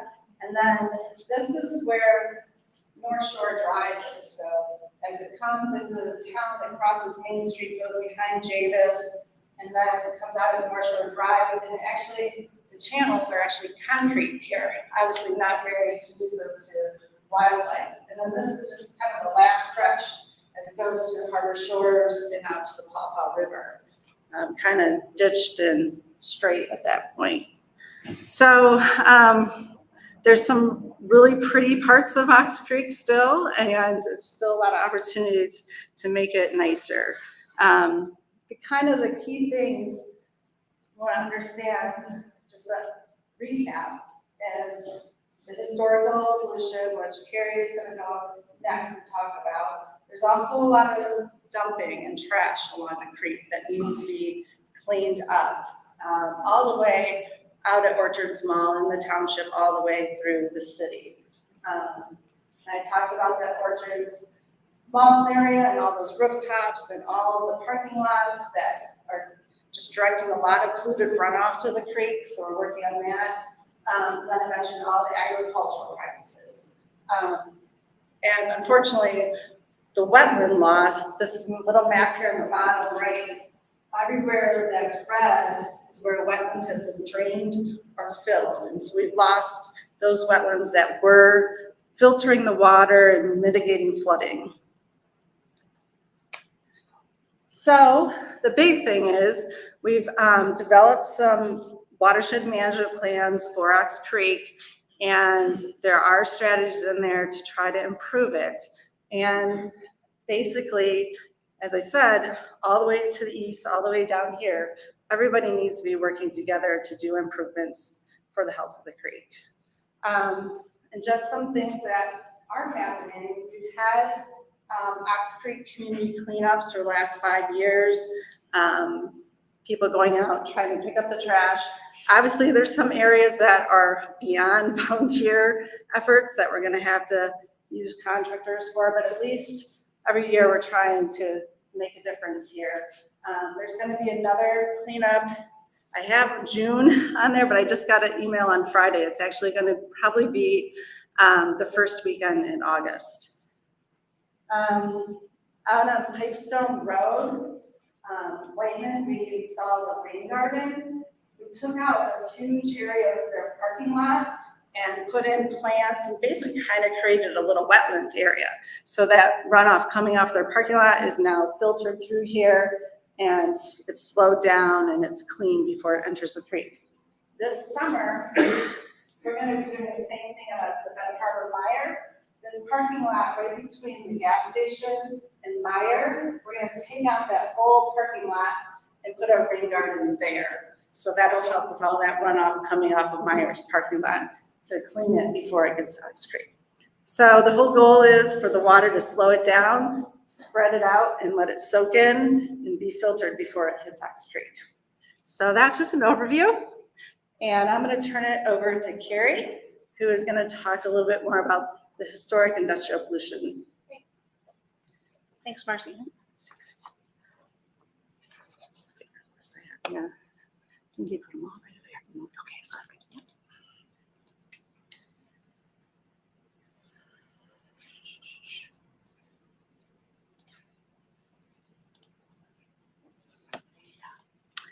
All right, wonderful. Thanks so much, and I'm happy to be here today to talk about the potential that can happen in Ox Creek. We've been putting a lot of time in at Eagle and with community members to look at what the challenges are there and figure out how we might be able to help address them. So I'm Carrie Geyer, the manager of the Brownfield program. My counterpart, Dave Harn, raise your hand, Dave. He is the Kalamazoo District Supervisor for our remediation division. So he's kind of the cleanup guy. I'm the Brownfield guy. So I'm giving the presentation. He's the guy with all the answers. So just wanted to make that clear. I'm already deferring. All right, so first thing I want to start out talking about before I get into the specifics of the properties is what is a facility? For those of you that have heard any conversation about contaminated properties tied to Eagle, you'll hear the word facility. That is basically how we define properties that exceed our criteria, our cleanup criteria. Okay, so if they have contaminant levels above our criteria as considered a facility, those things can look like any number of things. This is a picture of the former Osco property before it was demolished. And so this is like a clear, you'd see that, you'd say, oh yeah, that's a contaminated property. That's gotta be a facility. But they might look like this, an abandoned building, American Laundry. That's also a facility, but you might not know that unless you knew the history of the site as you were driving by. Or it might look like a field because everything's gone. And so the things that all those properties have in common is contamination present above cleanup criteria, okay? And so just to give perspective throughout the state, I'm starting big picture and then we'll go in. In Michigan, we have about 7,000 underground storage tank sites that are contaminated, another 16,000 we call it everything else, but hazardous material sites, everything that's not an underground storage tank, lots and lots of contaminated properties in the state. And the question is, who pays, right? What are we doing about this? Who pays for it? And that's a complicated question. If you have a liable party, somebody that caused that contamination, that's their job to clean it up, right? But a lot of these properties don't have that, or that connection is not super clear. And so in those scenarios, the state has very limited funds, but does have some funds to be able to help on cleanup of those properties. But as you can imagine, our funding is finite, and you can see what we're up against here as far as the number of properties throughout the state. And so what does the state do as we look at properties that we put money into and how we do that and how we go about making decisions? And really what we have to do is we have to look at the risks on these properties. We have to say, you know, what's the contaminants? What are the levels of the contaminants on these sites? And, you know, then how are people coming into contact with it? We call it pathways, but, you know, is it in the drinking water? Is it in the stream? Is it in the soil that people are coming into contact with? Are you breathing it? Is it in the air? And so we look at those things and determine, oh yes, there's contamination there and people are coming into contact with it. You know, we need to do something. And so those are the projects that rise to the top. And other projects, it might just be, we have to control what we can to make sure people don't come into contact with it, but we can't necessarily clean it up. And I provide this perspective because this is exactly the case on some of the properties that we're going to talk about in Benton Harbor Hill. So our funding from a state perspective, cleanup, we have about $15 million a year. There's brownfield funding that is also available to address properties, but that's complicated because you have to have a development for that. It's not like we can say we have this contaminated property, we need to go in and address it right now. In the brownfield world, we have to have somebody that's going to come in and invest, create jobs and private investment before we can actually provide brownfield funding. Okay, so the three properties along the Ox Creek corridor specifically are Modern Plastics to the north. Then there's the manufactured gas plant kind of right on the edge of downtown there, central, and then Harbor Plating. And so I'm going to talk about each one of these in a little bit more specifics. And I'll start with Modern Plastics. So that's a 9-acre property right on Ox Creek. That was a former plastic auto parts manufacturer. They made parts for 70-ish years.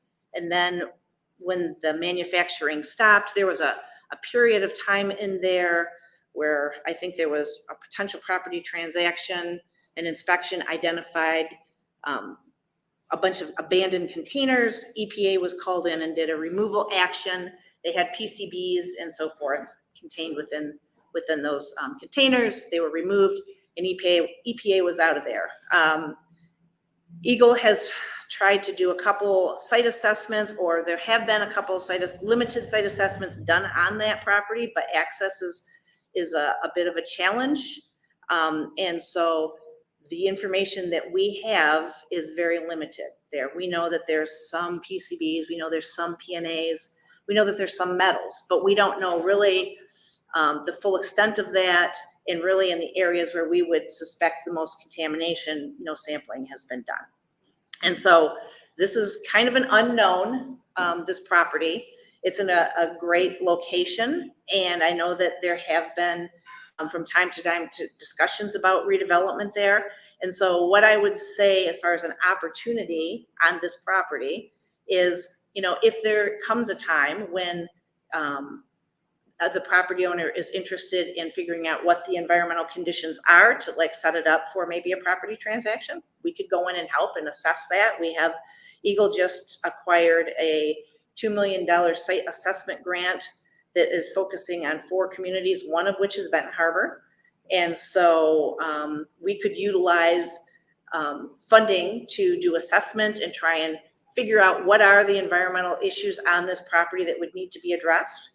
And then if a redevelopment were to come down the line, we could look at brownfield grant funding to help facilitate the redevelopment of that property. So that's one property, but that said, this is a privately owned property, and that it's all depends on if the property owner would want to have to engage with Eagle on that.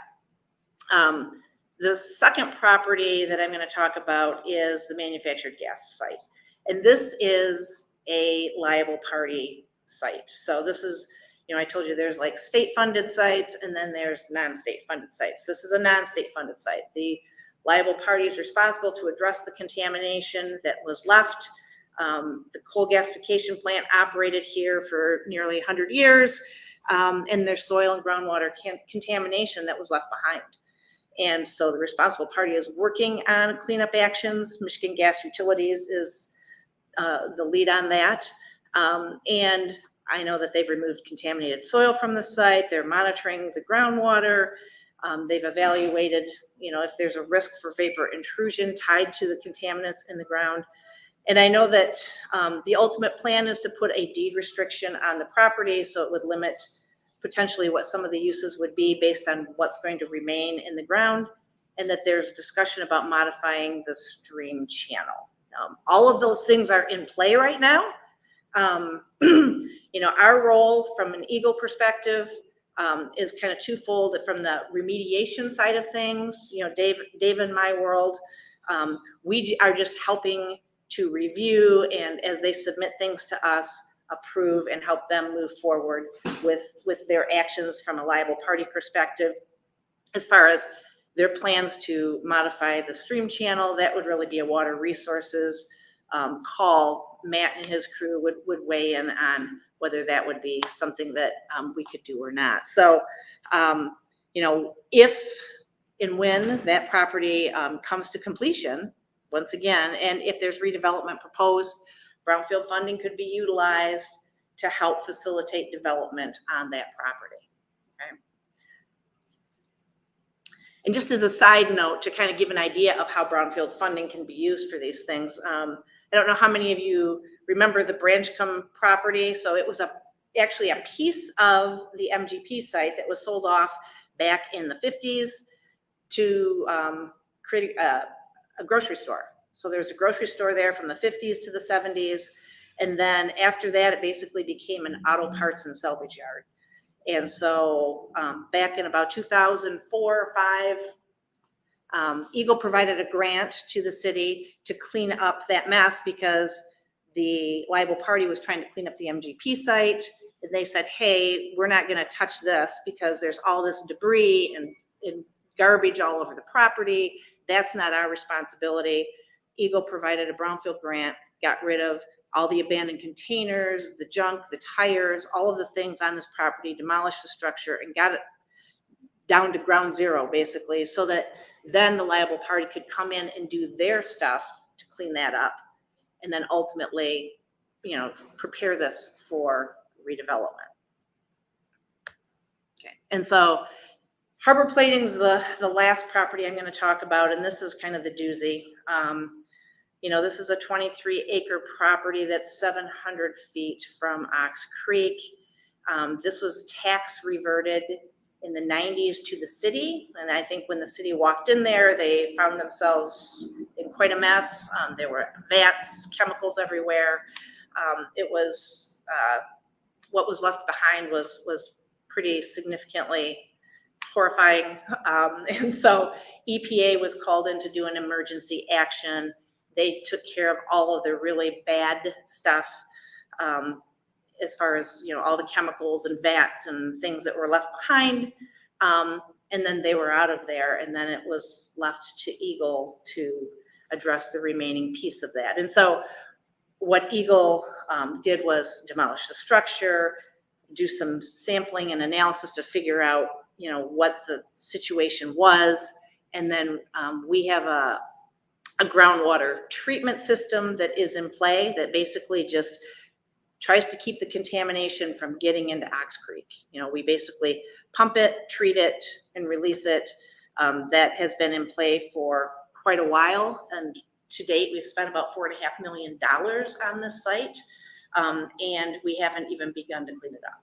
So this is one of those scenarios where when we say we look at the risk and try and figure out how to spend our state dollars, when we have $15 million a year, we have to make decisions. What we do is how do we control it? How do we contain it? But we don't have the money to necessarily clean this site up. We're estimating over $9 million, and that's probably a low estimate according to Dave, of what is going to be needed to clean this site up. And that's like 60% of our budget that we need to use statewide. So this is a problem that has been on our radar for a long time, but one that we don't have under our current funding scenario an answer to. So we continue to just manage the risk, but we're not solving the problem here. As a side note, we have recently identified PFAS at the site, and so there's some sampling, a sampling plan that's currently being developed to go out there and do some additional sampling to figure out what that looks like, where it's at, and try and make sure that we're capturing that as well. So that is underway right now. And so when we say, what are the opportunities at this site is a real challenge. And I think collectively, we have to put our heads together on this one and figure out how we're going to get at this. I think there's a couple opportunities, having Water Resources Division engaged. I think a surface water study, we've had some discussions in this Ox Creek group about doing some upstream, downstream sampling, which has never been done there, just to see. We know we're containing the plume, but we don't know anything about what is in the sediments from previous, years gone by. I think there's definitely some things that we could learn by doing some upstream, downstream sampling with our surface water folks, and figure out, maybe help us figure out a little bit more about what the impact to Ox Creek is. The PFAS investigation will also provide us some information, and maybe using those things in combination with what we already know might help us tell a more compelling story toward identifying that additional funding that we need for this site, rather than saying, hey, we're managing the risk, don't worry about it, we're going to do this forever. Can we actually get at the problem? And so, so that's one that I think as a group, we really need to think about. And so I'll just summarize this by, what are the key takeaways here? We have a site assessment grant that we are planning to use in Benton Harbor, whether that's at Modern Plastics or other sites throughout the city. That is a key thing that I want to keep in the forefront of your minds. We intend to work with the community to try and figure out what the priority sites are. And so whether that's Ox Creek or downtown or, another industrial property, let's figure out what those priorities are and let's use those.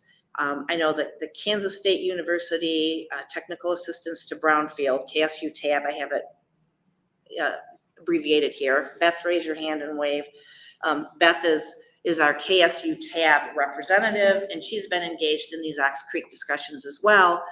And, one of the things that she's been discussing is, is there a way we can engage in maybe a brownfield inventory for the community, or updating? I know one was done a while ago, but can we update that and then utilize that and prioritize sites within the city to do assessment work? So I think that's a key thing I want y'all to think about, whether that's Ox Creek focused or not. And for the MGP site, I would say, from Eagle's perspective, we're going to continue to support the liable parties' work to try and get them to move forward on getting their responsibilities addressed. I know that they're working fairly diligently on that right now. And so we will continue, as they submit things to us, to work closely with them to make sure that they're doing what they need to do to make that property safe, and that they can close it out. And then when they are out of there, that means it opens an opportunity for reuse of that property, which is in a key location in your community. So at that point, brownfield money could potentially be utilized on that property to facilitate development. And then, the final thing is we need money for harbor plating, and I don't have a solution for that, but I definitely want to throw out that discussion because our current funding is limited, but we know that it is a true need in this community. So I think that is pretty much all I have. And if you guys have questions specifically for myself, or I'll probably defer. I'll probably just toss the softball to Dave, but did you have a question? Yes, I'm Commissioner Amplified Brooks, one board. I noticed the Modern Plastic and the harbor plating, it didn't say who was responsible for it. Who is responsible for those two?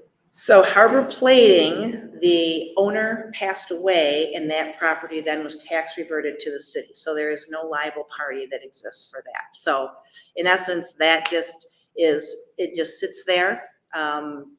The state does what it can to try and help. When we have these, we call them orphan sites. So no one's responsible and the state does what it can, but there is no liable party that is responsible to clean that up. Is that correct, Dave? Did I handle that correctly? Okay. Okay, so. And so in modern plastics, you know, I am not sure if my understanding is the current owner is not the liable party. Is that correct, Dave? Okay, so the current owner is not the liable party, and I think Modern Plastics went out of business, and there's no, you know, what, Who is the owner of the property that is not responsible for? what is that? Who is the owner of the property that is not responsible for? Correct. Who is the current owner? That I do not know. Does somebody in the room know who the current owner of Modern Plastics is? I do not know that. Our law, It was held by the bank and as part of the bankruptcy, and then one of the local people bought it out of bankruptcy. bought the mortgage. Yes, that's my understanding. Holders to the company bought the mortgage. But the building, as I understand it, is available for sale. Okay, so the owner, And that's about the it. person that bought the mortgage, who is it? That I do not know. As I understand it, and I could be wrong, but what I've read was Cheryl Miller is the owner of the mortgage. Okay. But again, Cheryl Miller is not the responsible Right, party. right. It's the person, yeah, who caused the release is how our law works. It's not who owns the property, it's who caused it. She was owed money by the company that went bankrupt, and so she bought that mortgage in order to try to preserve the other business. Yeah. So she bought it knowing that it had all these conditions. She held debt to that company. Her company, because her company sold products to them, they couldn't pay for it. So in order to try to recover the loss that her company was having, she put in extra money and bought this mortgage. I don't know if she currently still has it. Yeah, I'm not, There were legal actions taking place, but that's as far as I know. yeah, and I know it's been ongoing. I know that we've tried to do some work in the past and, you know, in essence, we can only do what a property, if someone owns a property, they have, you know, you can't go on to their property and just do things. They have to give you access to that, so. There's always a paper trail. So should be paper trail. Well, there should be, we don't particularly know that who owns it, but I know that somebody within the city knows that for sure.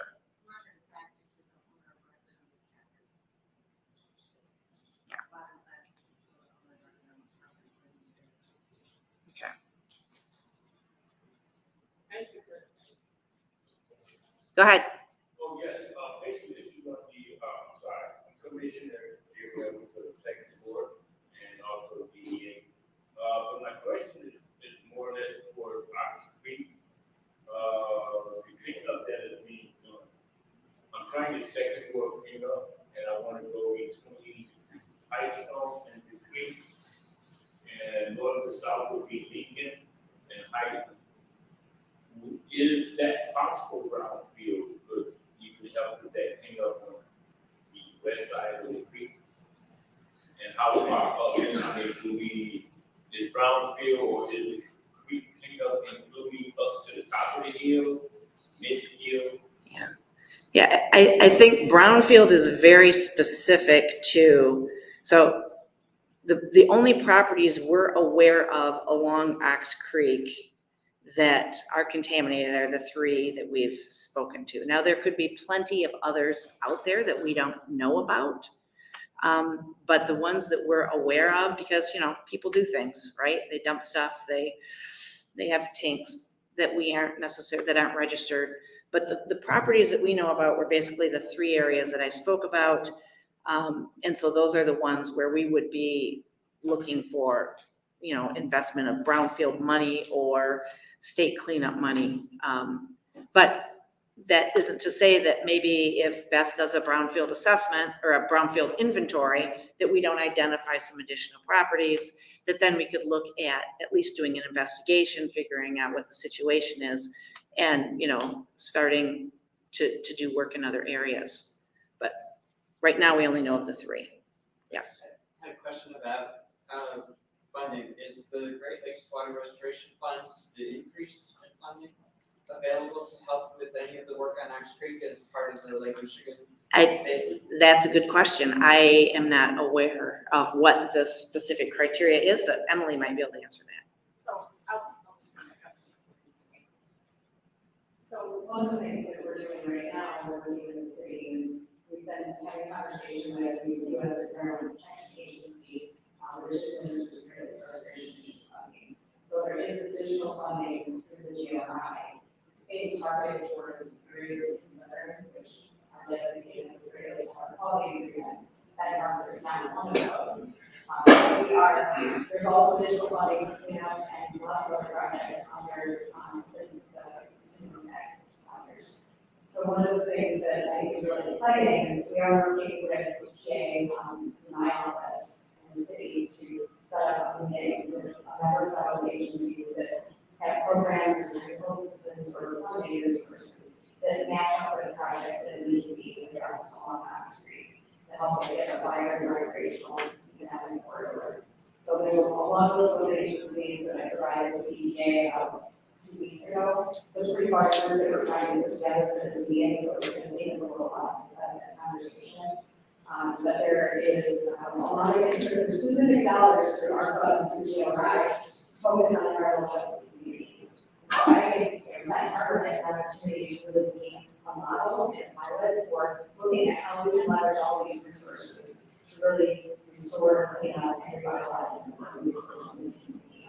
So it's not to make any commitments yet on what could come, but we have, I think, a unique opportunity to really build those relationships, those conversations. So all the state agencies that we've been working with for the last year in the city, the local partners, as well as the federal agencies, and now we're trying to get that conversation happening.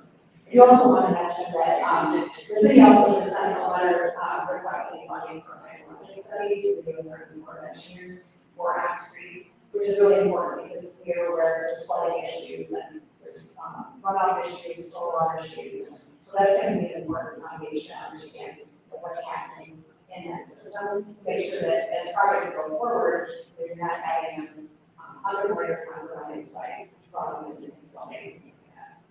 And one other question about the canal. I know that there are several things. At one point, they actually were connected, but they aren't currently.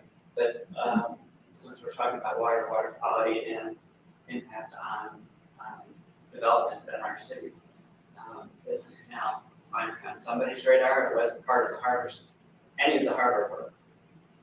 I think there's opportunity for all those conversations to happen. I think this week, looking at the entire community and all of our resources and how they're interconnected, it's an opportunity for residents to provide input and help shape what that vision looks like and what the priorities are. And this is just kind of the beginning of that input process to really define what would you guys all like to see for the future of the community.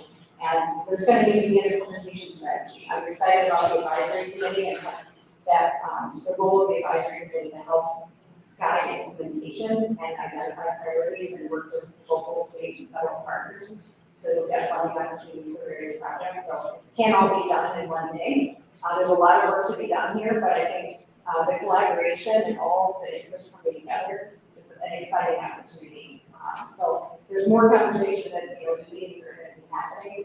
We just had this tour on May 24th with Congressman Elton, who has put in a federal funding request for $4 million for Ox Creek cleanup and restoration. That's, we were curious, that's not enough to do all the work, but no one's going to turn away a couple $1 million, I'm sure, if that money would come through. So there's several other projects that have been submitted. An $800 trails project through the statewide trails initiative that Marcy's been involved in.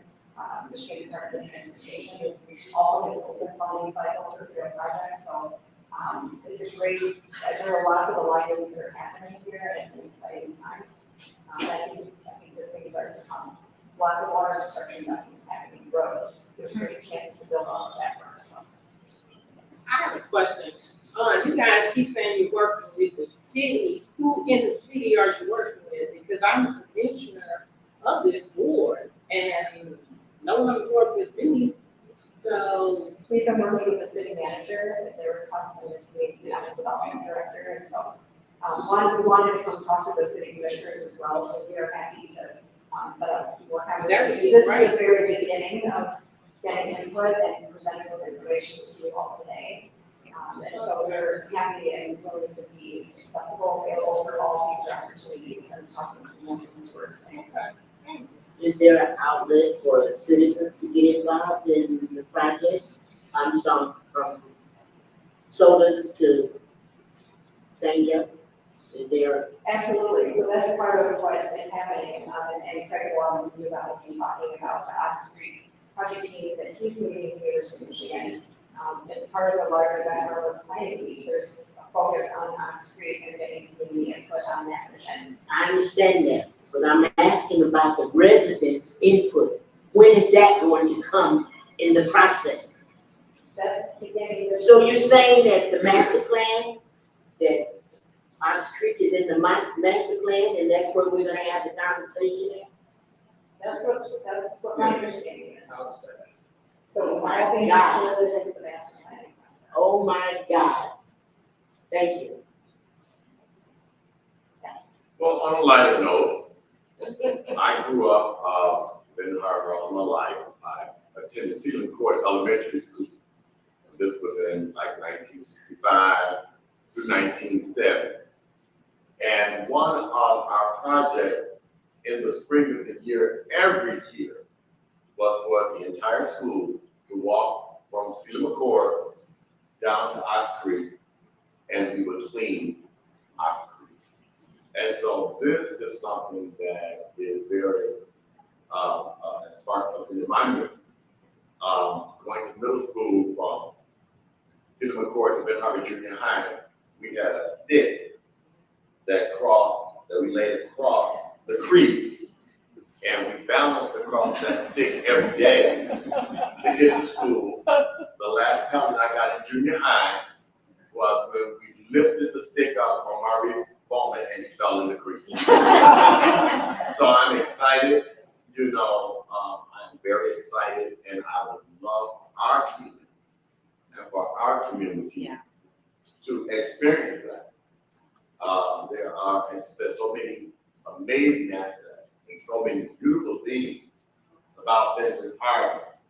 And so just even, I know it in its infancy, as far as the plan and what have you is concerned, but there are a lot of people that have never truly been invited to the table, or who are not at the table, that could really give you some insight and hopefully be able to give you something that will truly inspire everyone to do this work with integrity,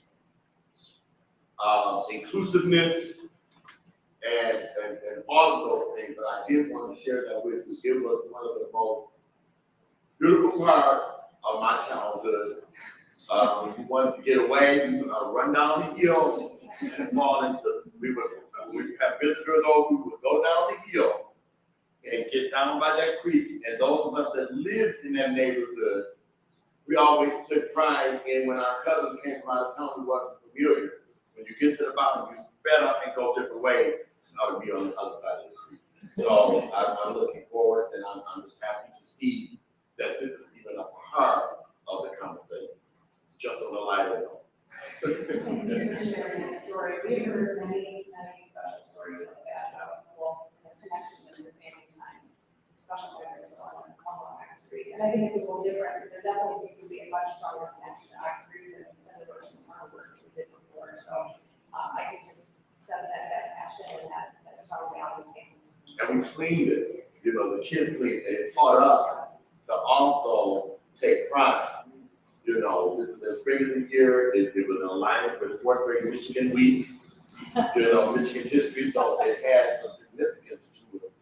And, part of our science class and different things, was also a partnership, that I see with this plan is saying that in order for it to really move forward effectively, it's gonna take everybody, the school, it's gonna take the commission, it's gonna take Benton Township, you see the Benton Township goes, I never knew that Ox Creek Day, the first time that I saw that Ox Creek went all the way out where it in Bainbridge Township. I never knew that. I didn't do what what I was exposed to, and so again, Ben Harbor is a beautiful, and I'm looking forward to a possibility. And thank you all for at least doing the initial work. And please be patient because we're gonna come strong.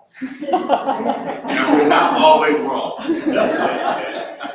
Well, I do want to make sure we have time for our other talks today, so I'm going to turn it over to Matt. I know that you take more questions, and like I said, we're in for the long haul, so we'll be here throughout the week, and happy to have any specific questions or any concerns. So, yeah. Thank you, Emily. All right. We have gone through some of the point source problems where these are the specific issues of the past, and now we could talk about. I don't see my presentation. Hold on. Okay. Marcy's done this before. I don't know about that, but maybe if I can get that. Why can't I get I that? could talk for a second about why I got into this line of work of protecting water quality. I grew up near a river and a stream, and I always knew, or the people around me would tell me, you gotta stay out of that stream, it's dirty. And I would say, why can't we play in that stream? Why can't we get in there? And so it kind of drove my mind to find those streams and find ways to clean them up. And we could talk specifically about non-point source pollution. Non-point source pollution is probably best defined as saying what is point source pollution, which is there's a point where you can say there's a pipe that's going directly into the stream. That's point source pollution. There's pollutants coming into the stream via that pipe or via that site, that brownfield site. And non-point source pollution, I have a slide defining it very nicely, which you'll see in a minute. But it's the elements, it's rain and snow melt bringing pollutants off of the land and depositing them into the stream.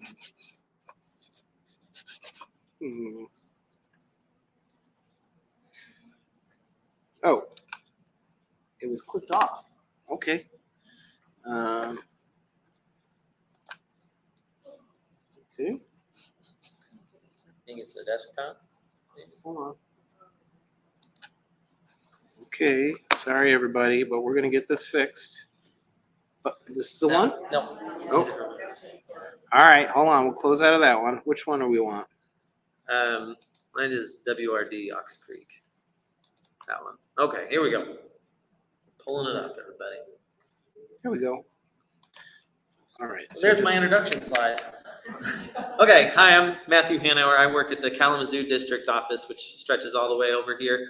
And I work in non-point source pollution and the MS4 program, and I'll explain what MS4 is here in a minute. Just a quick glance at where we are. We talked about those historic point source issues. Now we're going to move into non-point source issues. Here's another look at the watershed in its entirety. And there's my definition of non-point source pollution, where things are being deposited in water bodies by elements, by nature elements. So non-point source pollution, a few examples. We've got runoff from roadways, driveways, parking lots, and roofs. Marcy mentioned impervious surfaces, those places that the rain can't get through. That's what that lists.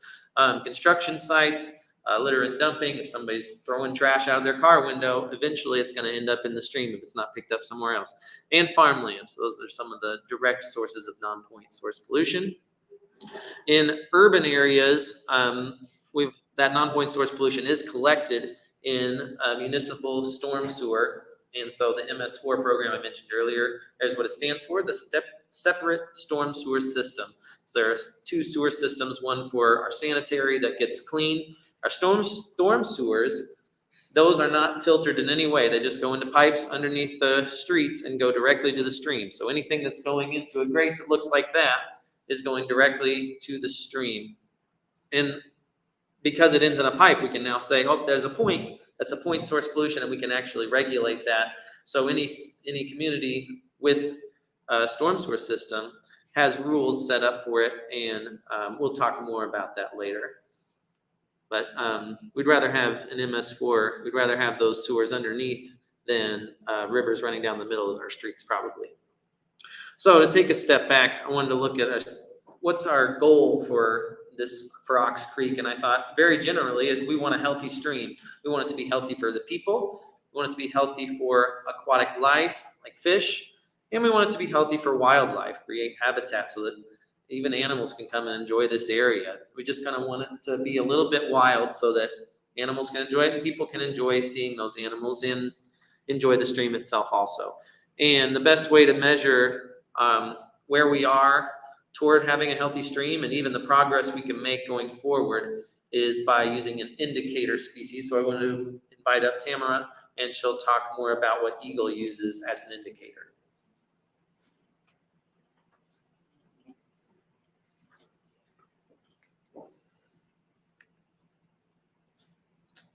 Okay, my turn. So my name is Tamara Lipsy, and I'm an aquatic biologist, and I'm out of Lansing. But the Pawpaw River watershed is one of the watersheds that I'm responsible for sampling every 5 years. And Ox Creek, since it meets up with the Pawpaw here in Benton Harbor, is one of the streams that I have sampled. I first started sampling Ox Creek with another colleague who was at that time in charge in 2006. And I was just telling somebody that my first introduction to Benton Harbor was just kitty corner here where there's the barbecue place, but it was not nearly as fancy as it looks right now. There was just a small smoker outside and then a woman in the garage bay, because I think it used to be an oil change place, squeezing fresh squeezed lemonade. And I looked at my colleague and I said, are we gonna get sick here? Because at that time, it wasn't very well regulated, but that was my first introduction, and I've been able to come back every 5 years or so and see how Benton Harbor, in my opinion, has improved even since I became familiar with it. So I'm gonna talk a little bit about my time when I do come here to Benton Harbor and what I've found. And as Matt said, one of my jobs is to use indicators to determine the water quality of Ox Creek. And one way we do that is with aquatic macroinvertebrates. And I just gave a presentation to my 6th graders class on Friday about macroinvertebrates. And so I said to them, macro, what? And macroinvertebrates means it's something you can see with your naked eye. That's the macro part. You don't need a microscope to see them. You can see them just, if you look real close, maybe with your glasses, you can see them. And then the invertebrate part means they don't have backbones. So we have a backbone, cats have backbones, invertebrates do not. And they include lots of insects, different kinds of insects, but they also include things like mussels or freshwater clams and crayfish. Usually that's a big popular invertebrate for kids to see is capture are those crayfish. So we search for aquatic macroinvertebrates because they live in the water year round. And that's important because if we came to take a water sample with just a bottle, we would only know what the water's like right then and there at that point. So if it was a nice, sunny, dry day, we might not capture some of that rainwater and runoff, the stormwater runoff. Where a macroinvertebrate lives there year round. So one example is dragonflies that you see flying around. They spend 2 to 4 years in the stream living as juveniles before they finally crawl out and kind of break open the skin and start flying around. And then they fly in the air for just a week or 2. But they live in that water year round for multiple years. And some macroinvertebrates are more sensitive to pollution than others. So what I will do is I'll go with a net and capture macroinvertebrates and see what kinds I find. We identify up to 300 at each site, and then based on what we find, we can tell a little bit about the water quality at that site. And another thing that's important about macroinvertebrates is they're just part of the food chain. So fish need to eat bugs, bugs eat the algae, and a lot of times birds and then ourselves eat the fish. So they're important in that way too.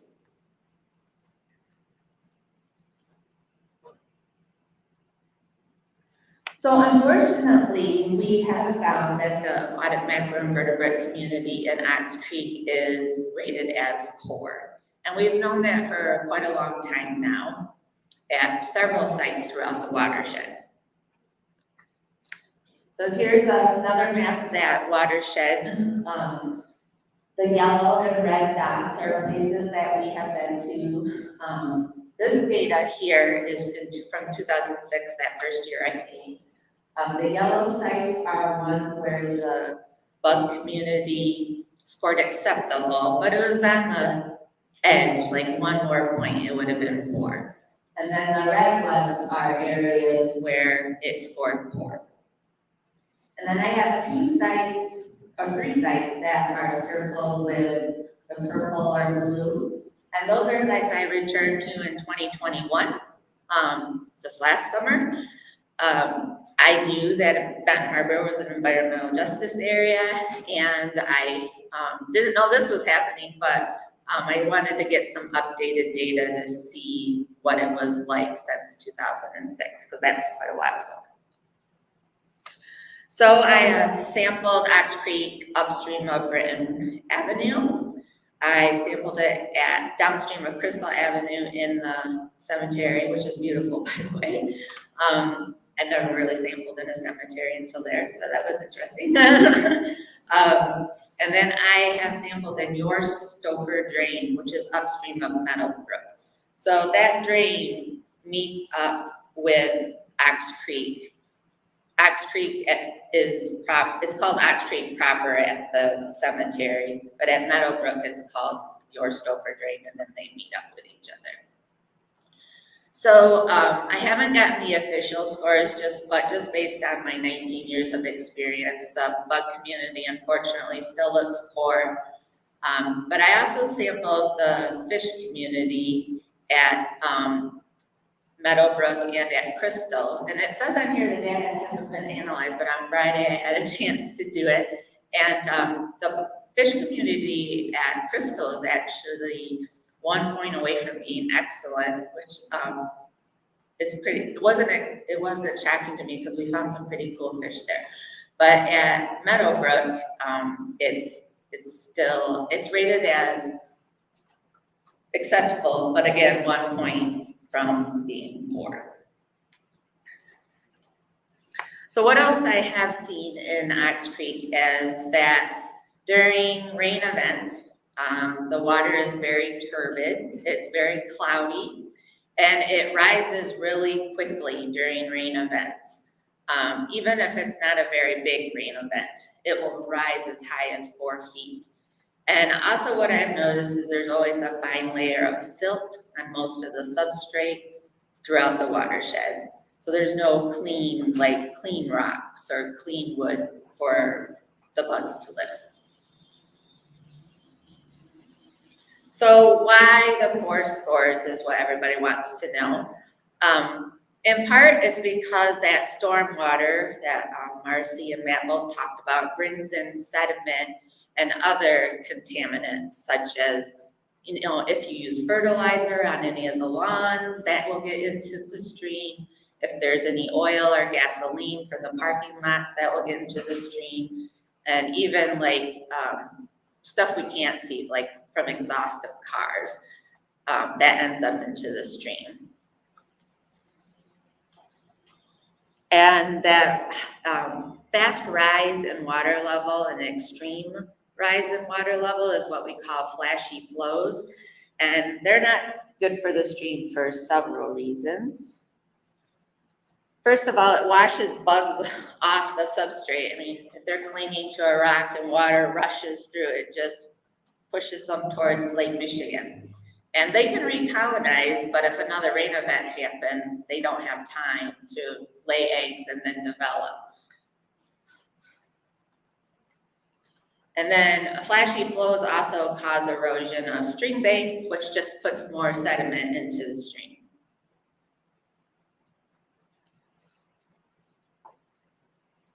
So sedimentation and siltation, why is dirt bad? Dirt's natural, right? So why is it bad?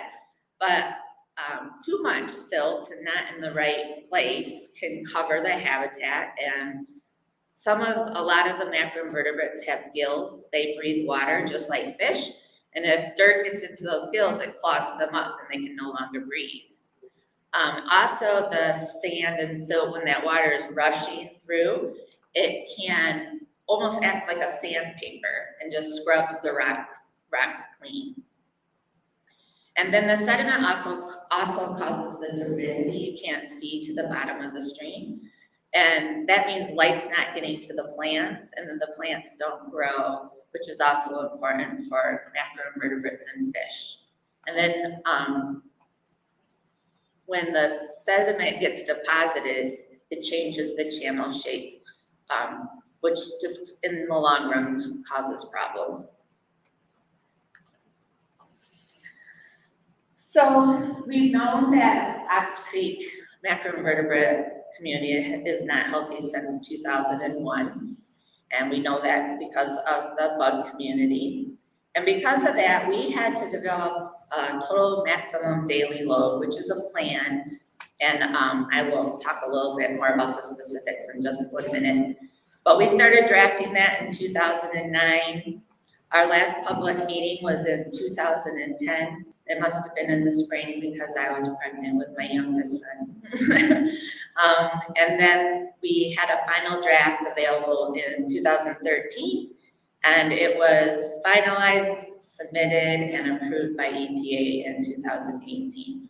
But even during that time, Marcy and her group were aware of the draft and what was recommended in the plan, and so they've been using the plan since 2009. So what is a total maximum daily load? And it's a plan, but it's also a calculation of the maximum amount of a pollutant that a water body can receive and still meet water quality standards. So in this case, it's how much silt and sediment can be in that water body and still have a healthy bug community. It also, the plan allocates the amount of that pollution to different sources, and Matt talked about point sources and non-point sources. And it is required by the Clean Water Act and the EPA for water bodies not meeting designated uses. And in this case, the bugs are part of the aquatic wildlife portion. Unfortunately, TMDLs can do some good things, but there's a lot of things they can't do and we need help with. One, they provide whatever information I've collected or consultants that we work with collected on potential sources of contaminants. And it gives us the authority to regulate those point sources. So any of the industries or wastewater treatment plants that have point sources that go to Ox Creek, we can regulate them and have their limits, their permit limits be consistent with the plan. But they can't, the TMDL cannot exercise authority over those non-point sources. Anywhere that's outside of the Benton Harbor MS4 area, all of that has to be voluntary types of things. And so that's when cooperation is really the goal. So that was the bugs. I need to change gears, and I'm just going to talk about some additional data that a couple of my colleagues, which have collected because it's more their specialty. The first one is we have collected E. coli data from Ox Creek. So E. coli is one of several pathogens that can make us sick if we ingest them. And it comes from warm-bodied animals, including ourselves, including humans. And so last summer, we collected water from Highland Avenue for once a week. And on 3 occasions, the ones in red, we found E. coli levels that made the water unsafe to swim in the creek. And then in addition to taking the E. coli information, we also collected dissolved oxygen information. Oxygen is important to fish because they breathe it and all the other aquatic life. And on 2 occasions that are black there, the dissolved oxygen level was below our water quality standard for warm water fish. And then my colleague made this graph that just shows that the concentration of E. coli goes up with the water level going up, which just suggests that that when the water's higher, which is probably after a rain event, that's when the E. coli contamination is worse. So it's likely stormwater, sewers, or illicit sewer discharges, maybe pet waste, or even nuisance wildlife waste such as raccoons.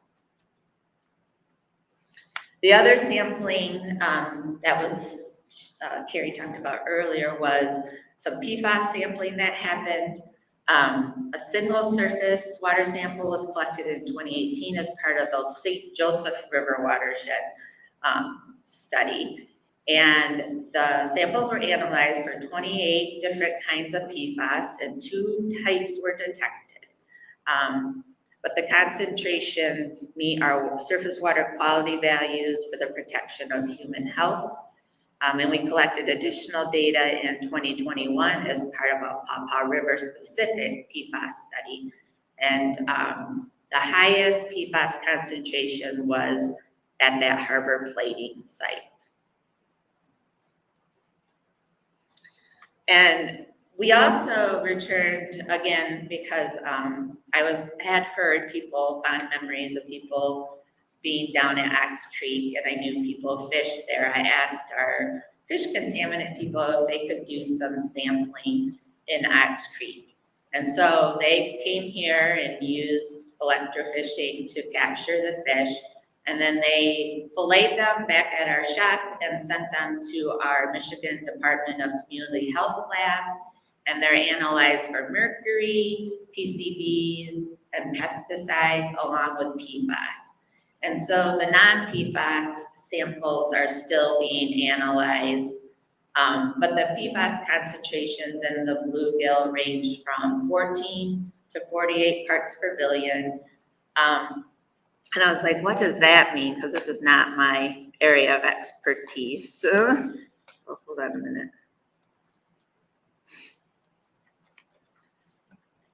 But so I looked, and my colleague indicated that for fish consumption from the Michigan Department of Health and Human Services, that the screening values start at 9 parts per billion, but 300 parts per billion is the threshold for a do not eat advisory. So they're likely to come out with some advisories somewhere in between there. But they're not ready yet. All right, so there was a lot there, so I just wanted to review the take-home messages that I have. So the first is that we have sampled the aquatic macroinvertebrate community, and the bugs are poor, and we know that it's at least in part due to the amount of stormwater runoff and the amount of sediment in that runoff. We did develop a plan, a total maximum daily plan, and that has a concentration of 300 milligrams per liter as a goal, and that number is used in NPDES permit regulations. But we need voluntary actions to reduce the amount of stormwater runoff and the amount of sediment in that runoff. I did collect additional data in 2021, and I believe the bugs are still poor, and the fish are poor at Meadowbrook, but at Crystal Avenue, they're meeting standards. At time, E. coli levels in the stream indicate it's not safe to swim, especially after rain events, and that fish consumption advisories updates are coming. You can see the current ones, if you type in Michigan, eat safe fish, You can find what the consumption advisories are right now, but they are similar to our statewide fish guidance. And now I get to turn it back to Matt. Thank you. And now we're going to talk about how we can improve on our non-point source issues that we have that are affecting our bugs and our fish. When we talk about non-point source, there's so much, the sources are unique, and so the solutions have to be unique too. And collectively, we refer to these solutions as best management practices, or BMPs. And I want to talk about three main sources of non-point source pollution quickly. Farmland is the first one, and the goal for the best management practices of farmland are to help the farmer keep the resources on the land. They don't want to lose their soil. They don't want to lose any fertilizer that they put down, or even the seeds. They don't want those to be washed into the stream. So they have to use best management practices that will keep their resources on the land. And there's a few examples in this picture on the upper right. Filter strips will help stop the stream, or help stop sediment and soil from going into the stream. There are cover crops and conservation tillage. I've got a few BMPs listed there, but the farmer can choose those based on his issues or their issues. And yeah, the unique to the problems. Construction site was another common source. They lose a lot of sediment, or have the potential to lose a lot of sediment. So their goal is to keep all of their sediment and their contaminants on the site. There are two classes of BMPs for construction sites. First being erosion control, which means stop the erosion before it happens. In the top picture, you see that they've got a blanket laid out over some bare soil where they're planting some vegetation to get those roots in and hold the soil together so we don't lose the soil. And the second class would be sediment control, which is after the erosion has happened, let's keep the sediment and everything that's on it on the site. And you'll see silt fence in the bottom picture and sediment traps underneath storm drains, just to keep the soil and anything that's running off of vehicles on the site rather than going into water. And our last one we want to focus on is urban areas. What do we want to do in urban areas? We would go back to the phrase that Marcy brought up. We want to slow it down. We want to spread out the water and soak it in, rather than just sending it to pipes that'll send it directly to the stream. And she mentioned a few best management practices, and I've got a few examples here. Rain gardens are a great way at the edge of parking lots to let the water just go into, let it soak into the ground. That top picture, there's a storm drain, that concrete rectangle there, and rather than the water going directly into that, it's kind of going into this vegetated area where it's spreading out. Some of it is soaking in. When there's enough of it, it will go into the drain and go to the stream. But before it's getting there, it's being slowed down. It's spreading out and it's soaking into the ground. And that's a good way to slow down the water and filter out any contaminants that are in there from parking lots and roadways, oils that drip off of cars, salt if you're salting the roadways, things like that. Even trash and debris will get collected in the rain gardens rather than going into the stream. I want to talk again about MS4, hit on this again. These are the pipes that are carrying the water unfiltered directly to the stream. So the plan that the city's put in place will create a lot of rules for what can go into those stream. You can't dump into drains like this. There's no dumping of paint or contaminants. If you've got something extra, you can't just dump it in. There's rules and laws against that. There's also rules saying that streets must be swept so often. When you're spreading salt, you can only do it in certain amounts at certain times, so you're not putting excess salt into the streams. There's even rules when you're developing in construction that you can't expand impervious surface impact. So you can't have more water being sped up and put directly into the drains. Now, when you're constructing or developing an area, you must keep it at least the same, hopefully better. Maybe you're putting in some rain gardens around storm drains. So rather than the water going directly into the streams, it's being filtered and slowed down. Again, slow it down, spread it out, soak it in. And I mentioned there are 3 MS4s that outlet to Ox Creek. I've got a map that I made very roughly along the stream. You can see where those outlets are. There are 36 of them from MS4s directly into Ox Creek. And that speaks a lot to, there's a lot of impervious surfaces that dump their water directly into the stream, and that happens very quickly. And when you have a lot of those, that's going to lead a lot of times to flashiness and flooding.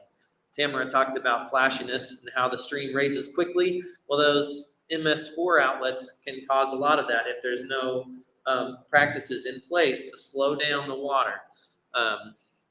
More water moves more pollution into the stream as well. Not only are you affecting the water quantity, you're also affecting the water quality from the trash and debris, the liquid contaminants that dripping off of cars and going into the streams, and also sediment coming off of roadways and things like that. Solutions for flashiness and flooding, these are the exact same best management practices I listed earlier for urban issues. Rain gardens, detention basins, porous pavement. I've had a picture of that on the other one, but that's a way for like cars to drive on it or even people to walk on it. There are sidewalks that have holes that will let the water drain through it and go in rather than going just across the surface and into those drains. Green roofs, that's a way to mitigate the roofing. Instead of just collecting all the water at once and sending it down a gutter into a drain pipe, you can have it held up on top and with plants and things like that. So again, go back to that phrase, slow it down, spread it out, soak it in. And when you do all these things well, there are direct and indirect benefits to those. The direct benefits are that your goals are met. The farmer, the farmland, they had the goal of keeping all their resources on their land. They're not losing soil or the money that they're putting in through fertilizers and seeds. Construction sites, they're not contaminating waterways that are next door. In urban areas, you're preventing the flashiness and flooding that can be a big issue from collecting all that water. And the indirect benefits are that not only are you seeing benefits, but you're also not dumping your problems on the people downstream. And we talk about downstream, we look again at this giant watershed. It's about a 14 square mile watershed. In our project area, the city of Benton Harbor is a very small part of it. So we got to think about the things that are coming in from upstreams when we're planning. And this is another version of the map that Marcy showed where a lot of upstream is a very different land use from what's in our area. The issues in our project area are going to be more urban, a lot of impervious surfaces. We're dealing with a lot of flashiness and flooding, but upstream it's completely different, where you got a lot of sediment potentially coming in the streams from farmland, agricultural uses. I'll go into one tool specifically that can be used. We hit on it a couple times already, but wetlands. Wetlands are an excellent way to solve a lot of problems if you've got the space for them. They add storage for water. They're increasing the infiltration into the ground. They can filter out sediment and chemicals that have gotten into the stream already. And they also provide habitat for wildlife. And they look nice to boot, so that's nice. And here's a blown up picture of the map that Marcy showed. Historic wetlands. All the red here is where there used to be wetlands and isn't anymore. There's about 74% of the wetlands within the entire watershed that have been drained or have gone away. So wetlands are a huge tool that can be used, but it's expensive to try and create new ones. So what we really need to do is hold on to the ones we have and take care of what we have currently. And speaking of taking care of things, here are some of the permits that can be applied for through EGLE. If you want to take any of these actions, like dredging out the stream, I mean, that might seem like a good idea, but you have to have permits for that so we can make sure we're doing it the right way and not creating problems in the future or downstream also. Those are listed there. Here's a few keys to improving our non-point source issues. Within our project area, we're mostly urban. We're going to focus on improving the flashiness and flooding, slow down the water. And then we also want to find ways to alleviate the situations that are resulting from the upstream, the farmland, things like that. We have to take that into consideration while we're working on this. And we can reduce these issues by using BMPs. And again, slow down the water, spread it out, soak it in. And that is the end of my presentation. So I'll hand it over to Craig.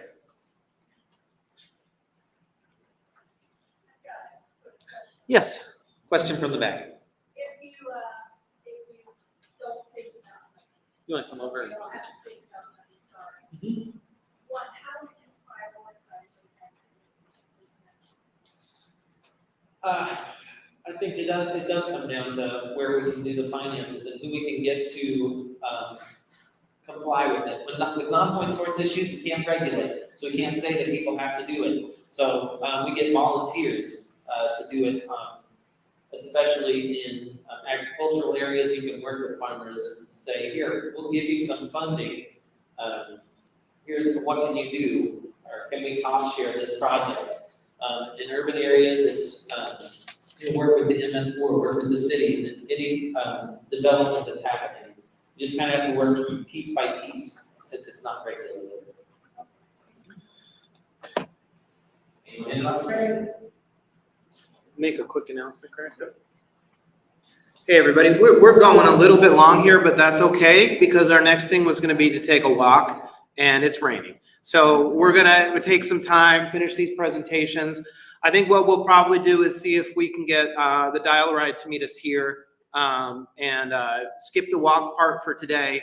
But if anyone after Craig's presentation wants to take 30-minute breaks, maybe do a box lunch or grab something, everyone's welcome to stay, have a little bit of lunch, and then we'll get the buses to meet us here, which I still have to work on, and we'll see if we can make that switch. Anyway, Craig is up.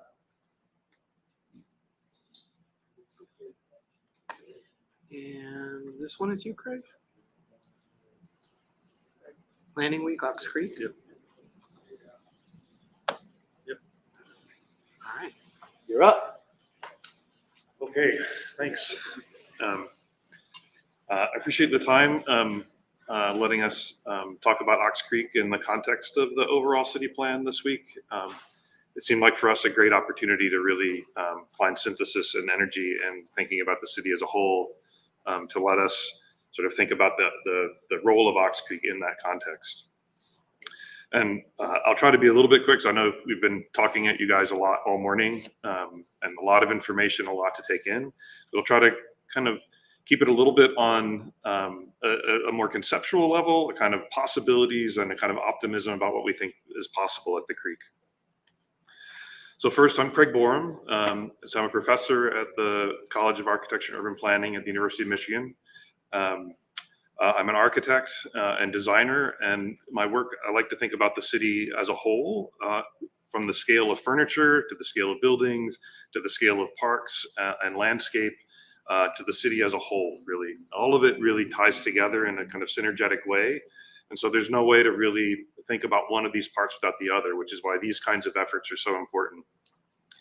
My partner co-leading the project is Jen McGray, who's going to be here later this week for some of the events that we're having. Kay Wright is here with me. She's a designer and a research assistant on the team. The rest of our team is actually watching back from Ann Arbor, and we'll be working in a kind of hybrid scenario for the rest of the week, with some folks there working and some folks here. And then Beth Grigsby is here from Kansas State, technical assistance to Brownfield, as a partner in the efforts with us. And then her partner, Maggie Belanger, is also, I think, participating remotely this week. But most importantly on that team is you guys. We really want your feedback. We need your input and insight into the process that helps us really figure out what that vision should be, how to develop or think about a future for Ox Creek as you develop in context of the master plan, but also in your aspirations for the city of the future. So why are we doing this? Number one, we were charged by the planning or the city commission in a resolution that was signed back in November, really to take on and study the Ox Creek corridor as and its role both as an environmental and social element in the city's urban fabric. And it has this really amazing length to it, which probably you don't all know. That one gentleman earlier mentioned that, like, not realizing how far it went when you look at those watershed maps or when you think about the context of the city. But our task really is bracketed, looking from roughly from downtown, from Main Street out to Napier, and thinking about what it touches, how it's accessed, how it's visualized, what role can it play as you think about the kind of context of your city. We think there's incredible potential for it. Number one, because the city is so compact. The creek actually touches almost all aspects of it. There's neighborhoods on both sides, but it both has the potential, I think, to become a real corridor, a real defining element in the context of the city. Both as we think about it being cleaned, we've heard the stories about the degradation of it in terms of the water quality and the potential of wildlife. And we think it has the potential to come back and be a beautiful and critical element in that urban fabric. So I said the mayor and the city commission in a resolution in November committed to funding and a study for us to undertake this effort. And the city sees it really as the highest economic and recreational development priorities for the city. You've heard the stories about the state of the creek, the existing conditions, and a lot of that has to do with just some degree of neglect, but also a kind of relationship between industry, between neglect, and between how stormwater has been managed over time. And here you can see the kind of context of it. And what we tried to highlight in the slide was really the water resources of the whole area, from Lake Michigan, the Pawpaw, down Ox Creek, and out into the township beyond. And while the creek and our task is kind of bracketed, we really don't like to think so much about hard boundaries in terms of that. We like to think about it as an entirety, and the relationship between what's happening beyond 94 in relationship to the farmland and agriculture, and what's happening on the other end of it at Harbor Shores and out to Lake Michigan. Those are all critical factors in how we think about it as an element within the context of the city, both as a connector and a collector in terms of activities. And so our team, what we really are doing, we're not here to tell you what it should be or how to do it. We're here to help understand from your point of view and your vision what it should be, and then we are here to assist you articulate that vision, to kind of put it into images, to help develop a plan for implementation, and then integrate that into the city master plan, which is Paul's efforts. And for us, the value of us being here right now was exactly that. We met with Paul, I think, early in this process and discovered that this week was happening, and we saw it as a great opportunity to build on the momentum of all of this outreach effort. Again, for us, this is just a beginning. We haven't really started except through discovery. And for us, that process is first really just trying to understand that context, understand what the challenges are, what the opportunities are, and then to solicit through that, expand upon that through your insights and your input. Because our initial research and our discovery is really from a distance, but we need your stories, we need your insights, we need your own memories of what the creek was, and project that into a new future. We'll then come from this week and try to synthesize all the information that we gather, listening to you, participating with you, looking over maps, looking at the possibilities of different nodes along the length of the creek. Try to synthesize that into a set of plans and images that help you, got a framework for you in terms of moving forward. And then we'll go back through that again and kind of present that to you again and make sure that this is what you're imagining and you're visioning. And then we'll continue to refine that in a kind of loop. Our timeline is a little bit shorter than Paul's. We hope to kind of go through this cycle a few times over the course of the summer. And then, we'll revisit as we need to as it moves beyond that. So key things for us in terms of the revitalization of the creek is understanding one, what are the constraints, what are the things that have to happen in order to make it a functioning and viable and attractive amenity for the city. So first is cleaning up the creek valley. It's a really prominent and defined valley that cuts through and divides the neighborhoods on the east and west side of it. It's in pretty rough shape. We need to clean it up and reestablish the riparian buffer that allows some of that filtering and natural cleaning of the water as it moves through toward the creek. Also, in terms of the stream restoration, working on some of the pollutants and the sediment reduction, all of the things that Matt and Tamara and Carrie were talking about earlier, finding a way to synthesize both efforts in terms of development along the creek, but also use those to leverage resources and opportunities to help remediate some of those conditions. A key aspect, Hall Park, really the family park of the town, has been described to us as a really amazing piece of landscape and a piece of public infrastructure. Also needs work. And we think that the energy that we can put in terms of working on the creek can also revitalize and help build a kind of possibility for the park. And then really the kind of last piece of that is making that creek accessible to everyone and making it a visible and imaginable part of your urban context. So right now, there's only these few moments where you actually see and kind of experience the creek unless you're cutting through someone's backyard. Those couple of points where streets actually do cross, and then there's the park itself, and then where it goes through kind of north of the park. So just in observations, a couple of trips that we've made, some site work, and also a lot of investigation in terms of mapping and other possibilities, looking at other projects that have happened, and trying to understand the broader context. We've identified at least 6 spots that we'd like to focus on over the course of the week to look at and get your ideas about. We think there are probably more. We're certain there are more. And we're looking for you to help us flush out those in-betweens. But we see these as kind of key locations along the length of the creek that tie it all together and provide really excellent possibilities for access and engagement with the creek. So Hall Park, starting downtown, Hall Park, the Tawana Marie Floyd Memorial Bridge, which is at Britton Avenue, is a really key kind of spot. The bridge is quite high over the creek bed there. And the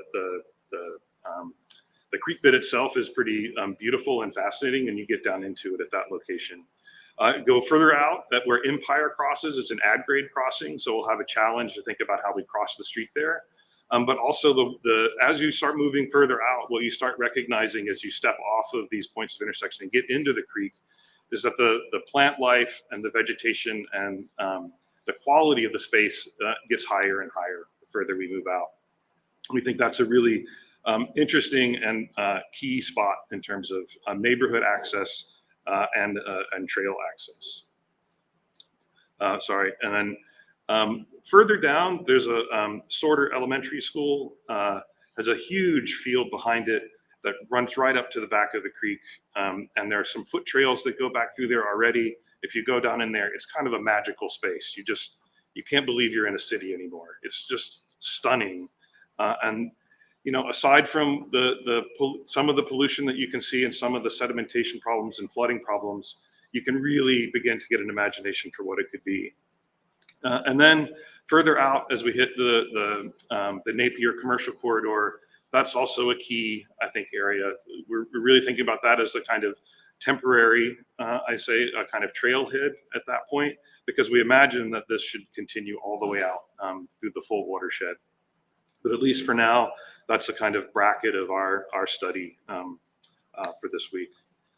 So just to look at a couple of these in more detail and try to help you kind of get a little bit of an imagination of the space. So Hall Park, you probably all know, it's right just below Main Street. It really starts at Highland. It was the site of there's a great baseball field where the Sons of David used to play. It's been flooding out. There's the wetland has kind of begun to kind of take over parts of it. We think there's a possibility of restoring that, but also the park itself is a really beautiful landscape, and we think there's potential there to do a number of things. This is right at Highland, right at the kind of foot of the park, and you can look up the hill. There's basketball courts, there's picnic tables. It's a really fantastic park. The trees are stunning, old growth trees. Here, looking at it from a little bit above, you can see the creek just along the bottom. You see it's kind of lost its edges there. It's been flooding out with even moderate rains. The baseball field is kind of right here toward the end, just off this kind of edge of the slide. And we think there's all kinds of possibilities, both for programming and access, but also for education about the creek at this location. This is a spot where you're gonna have a lot of people hanging out. You can have a lot of people gathering. And we think there's a potential of working the stream at this location that could tell a story about the creek itself and its life. And we're hoping that that through the interventions of the path and the boardwalk, potential crossings that increase access from one side to the other, that connect those neighborhoods, that there's the potential to really to tell the whole story of the creek as a natural element and a watershed. Further up, as we're going down, I guess further upstream, but south in terms of orientation, there's the bridge at Britain, the Tuana Marie Floyd Bridge. When you're crossing it, you do get a sense that you're kind of up in the treetops, even just casually looking off to the side. But as soon as you look over, you realize how far above you are of the actual creek bed. You can see the old train lines. There's 2 bridge crossings from old train lines that go underneath. And we think that this could be a really important. If you go down under, you know, like a lot of the areas along the creek, there's pollution, there's there's waste and rubbish and illegal dumping, but all of that I think can be remedied. It can all be remedied. And the space under that bridge is also a pretty interesting one. There's already a kind of natural pathway that's happening underneath. And we think that structuring that, enlivening it, thinking of it as a really key threshold between 2 sides of it, the potential of thinking about the underside of the bridge, of lighting it, of thinking about a mural, or thinking about different ways that the community can engage that would be huge. It's also a really key location because right at the foot of the bridge is the MLK Elementary. And we think there's and then around the corner, the school continues. We think there's the potential of really building connections there, of finding ways, of structuring ways that give you access down to the creek, that through the property that the city owns, there's ways of kind of getting and making connections down and opening that access up in critical ways. And then thinking about, just up at the street level, how you might begin to think about crossing, how you might invite and make visible potential entrances and access points to the creek bed. Valley Drive is its own unique beast. This is the site of the harbor plating, is right along there. It's also the site of pretty extreme illegal dumping that's happening. We think there's the potential to cleaning all that up. There's a huge kind of meadow area there, and it's really a prominent zone where you can see the topography and the remains of the old train beds that run through the creek at that point. And then again, further down at Empire, where you can see the kind of intersection, there's also the potential of, I think, significant new development on either side, particularly on the west side of Pipestone for development, and really playing a kind of role as a kind of community engagement at this point, or kind of community access. But again, once you get off of the street, once you walk down and kind of find some of the old footpaths that are running through there, the creek is actually pretty remarkable, and the plant life is quite healthy. There are plants there which you're not finding kind of further up toward the city, that are native and kind of robust in that area.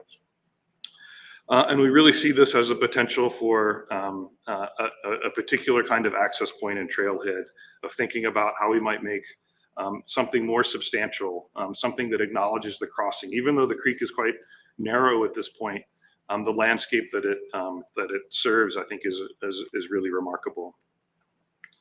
And then just even further down, this is the site at Sorter Elementary, and this is the backyard essentially of the school. But once you step through that tree line, you're almost immediately coming down a relatively shallow slope and down into the creek area. And again, like once you get into that creek area, it is kind of magic. You kind of leave the city behind in certain ways. You leave the kind of noise of traffic, and you're in this kind of incredible natural amenity that has the potential to be so much more. And then right as we get toward Napier, there's the cemeteries, and there's also that whole commercial strip, and thinking about how we handle the trail terminus there and access points. Those all become, I think, really important questions. And a lot of the strategies, I think, at this end have to do with a lot of what Marcy was talking about, and a lot of what Matt was talking about in terms of thinking about the movement of stormwater and how we handle that, and what are the best management practices that we implement in relationship to handling the stormwater there. And then how does the construction of a trail and a non-motorized way really contribute to that and leverage those possibilities. And so just as a kind of introduction, I know everyone is a little bit tired and probably getting a little bit hungry. So just to say that we're here to hear your stories. I can't emphasize enough how much we want to hear what Ox Creek means to you and what you think its potentials are, both its histories, but also its futures, as we see those things really as a kind of continuum. And we really need your partnership and collaboration in this to make it a success. So again, this is just the first for us of a number of efforts that we hope to do that involve the community, asking for feedback and asking for ideas. So yeah, now I'm gonna I guess that's it, but any questions I can answer, yes. I was born and raised in Benton, and some of these information that was given about my city is very enlightening. And every person that spoke of citizen input. When I look around, I don't see them. And I'm going to ask this question, and I'll ask this question over and over until you guys prove to us citizens that you're going to really include us in this process. And I'll say also that if you give us information on what we don't have, you'll probably find more of us stepping up. But you gotta give us some information. You just can't say, well, here, I'm going to feed you this, and you have to accept it. Because that's not happening with our young people.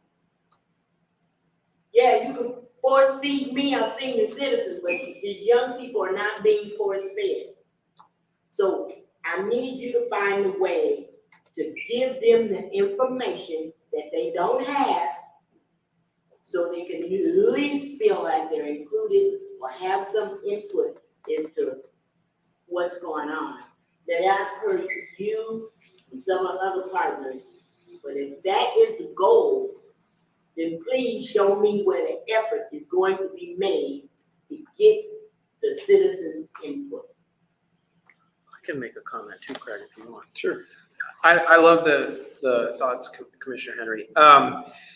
So good news is it's Monday morning and we're gonna be here all week. So please help us get the word out, right? We're gonna have presentations all week, and on Friday, as I mentioned, we're gonna do the Peace Walk, and that's a specific way for us to make some announcements and actually talk to students and encourage students to reach out and participate in this process throughout the course of the next year. As I mentioned too, we know that this is the start of a conversation. The conversation will continue over the course of the next year, and we do want to do a series, and we're planning a series of workshops for the fall. I know, as Craig mentioned too, with the Ox Creek process, this is the kickoff, but it's not the only opportunity. So the whole idea around planning is we'll start a conversation, get ideas, but then continue to check back and do the synthesis. So what we want to do is start the conversation, but continue to make context and continue to work with everyone in the community, but especially young people, to get ideas and think about the future. Because really, when we talk about planning the future, for 20 years, the people that are going to be living that future are the kids, are the people who are younger now. So oftentimes what we say, and this is something too, as everyone comes this week, one thing I think we would keep in mind is if we do get young people coming to these presentations, let's try to give young people an opportunity to speak first.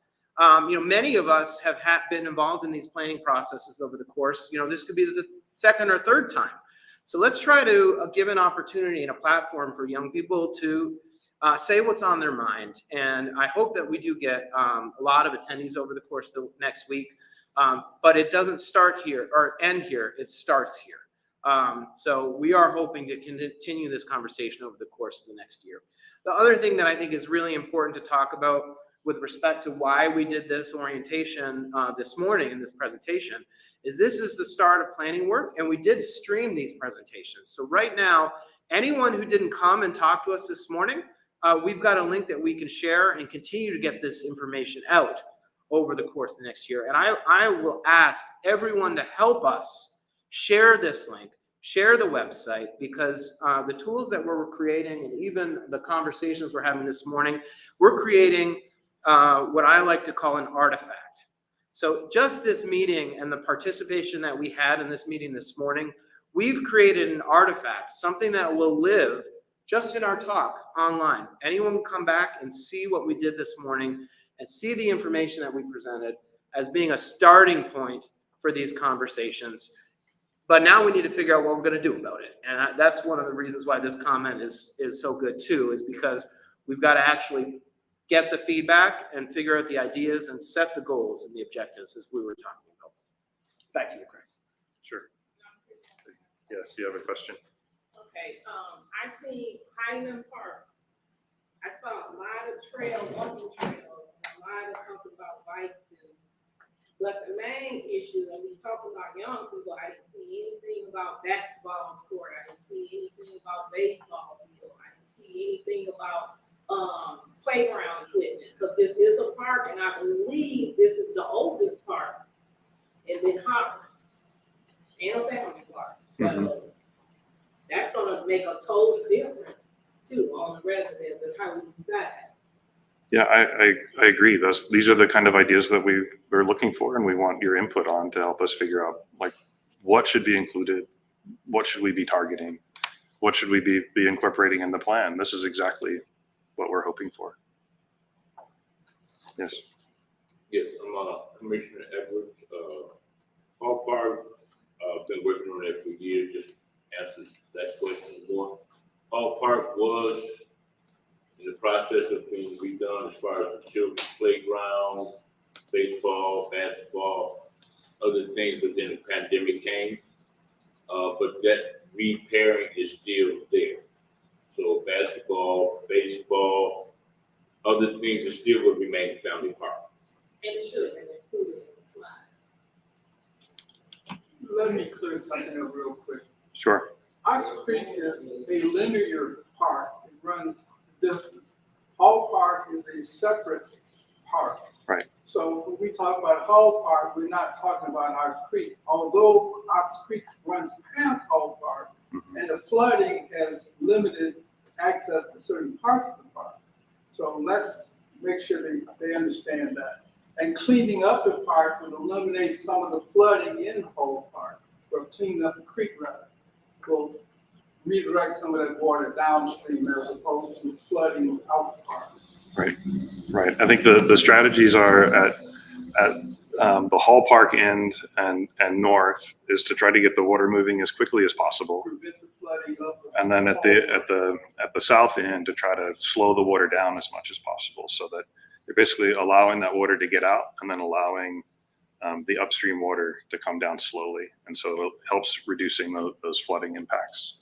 We're looking more toward the actual economic impact that we can derive from the park and from the creek. And when we talk about economic corridors, how traffic up and down through the park. The park is going to be, well, the Ox Creek is part of the trail system that runs up to northern Michigan and all the way back down to Chicago. So you're going to have people traveling back and forth through the park as part of that plot scheme. Yeah. Great.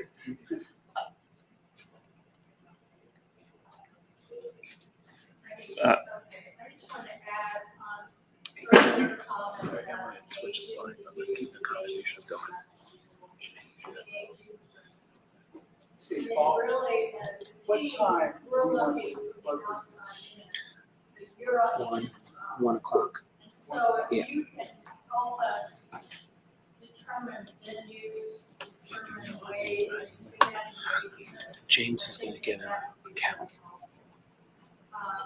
And one thing I always like to advocate is together. Oh, I'm sorry, can you hear me?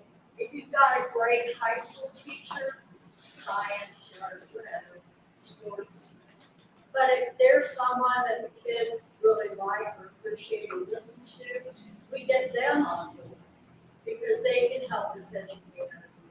And then you've got the excellent Boys and Girls Club, they do Science Fridays. I mean, this is a perfect topic for Science Fridays. So we need your ideas, is what I guess.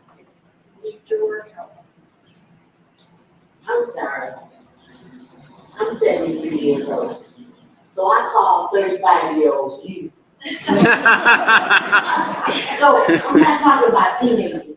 Of course, they have opinion and they're much more educated and understanding life than we were.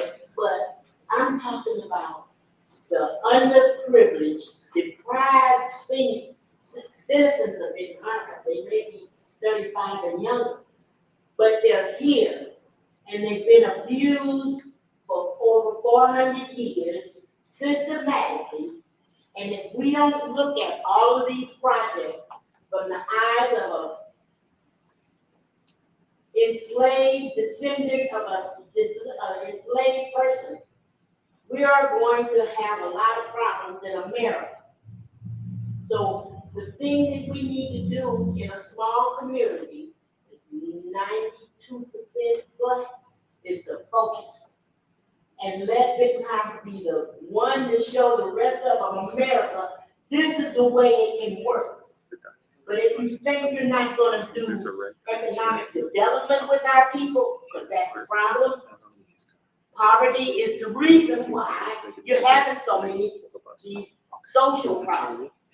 So if it's not incorporated in all your plans and all of that, economic, injustice, Hey, Craig, I have a comment if you don't. you're just gonna be doing what you've been doing for the last 400 years. And Benton Harbor is really ready to show the rest of the world that we can do it. I think Alex has a comment too, and I have a follow-up. Just one important thing. It's not their committee, it's our. That's right. We're the. It's your plan that you want it to be truthful, because we as elected officials haven't heard but a little bit about it. So this is the first time we're getting a good perspective of what you guys been sitting down discussing for months. Manager Ellis.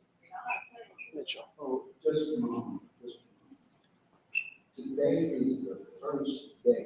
We have been putting together information. We passed the department, you gave us the money to do the plan. We've done the plan. Today is the first day. The first day. Our activities planned for the rest of the week. And from there, we'll spread out and get into the meat of this situation. You can't do everything in one day. This is the first day. As you know, we have not been working with the city commission. You approved this.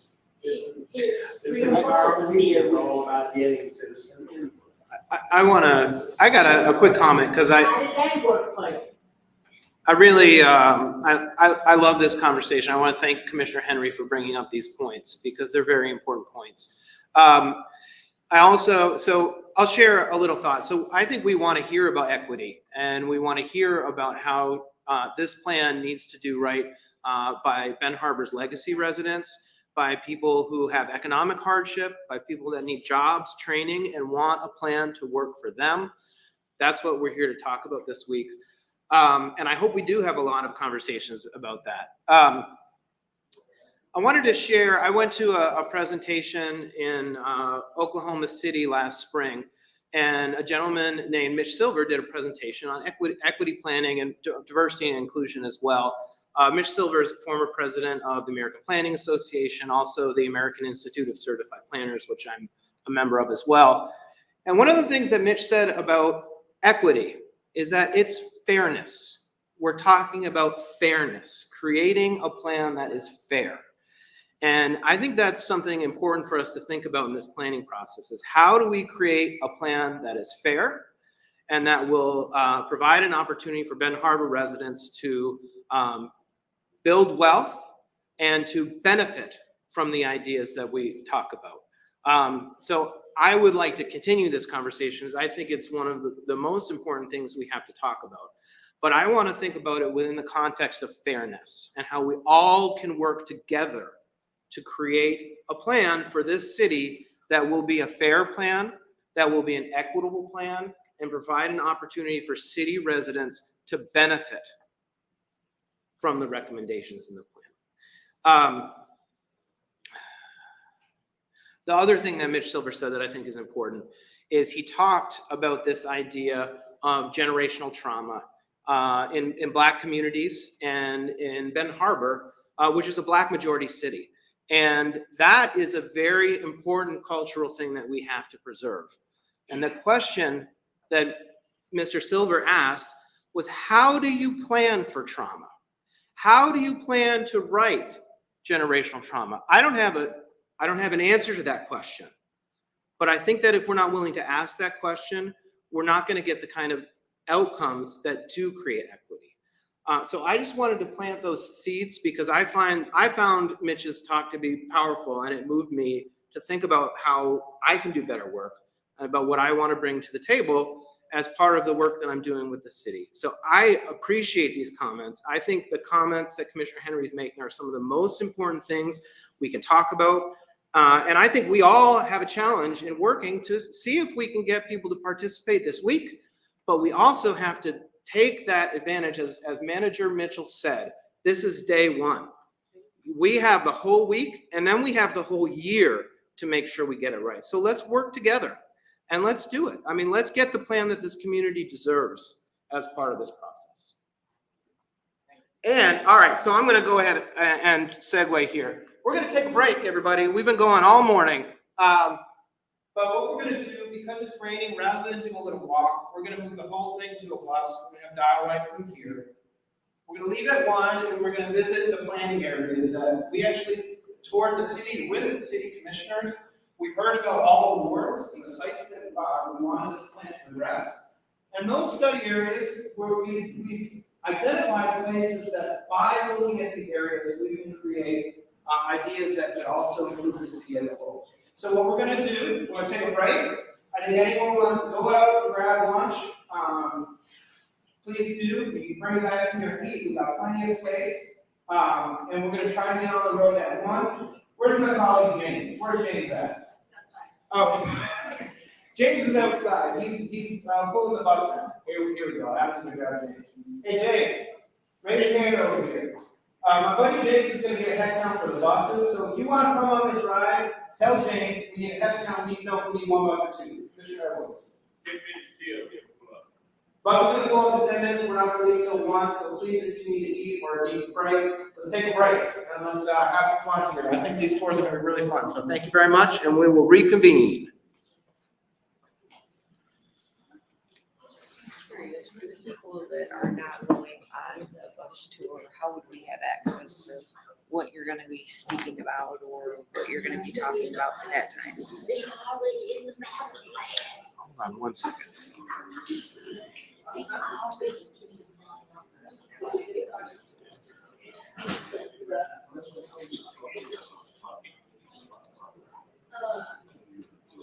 And broadcast. Thanks, everybody.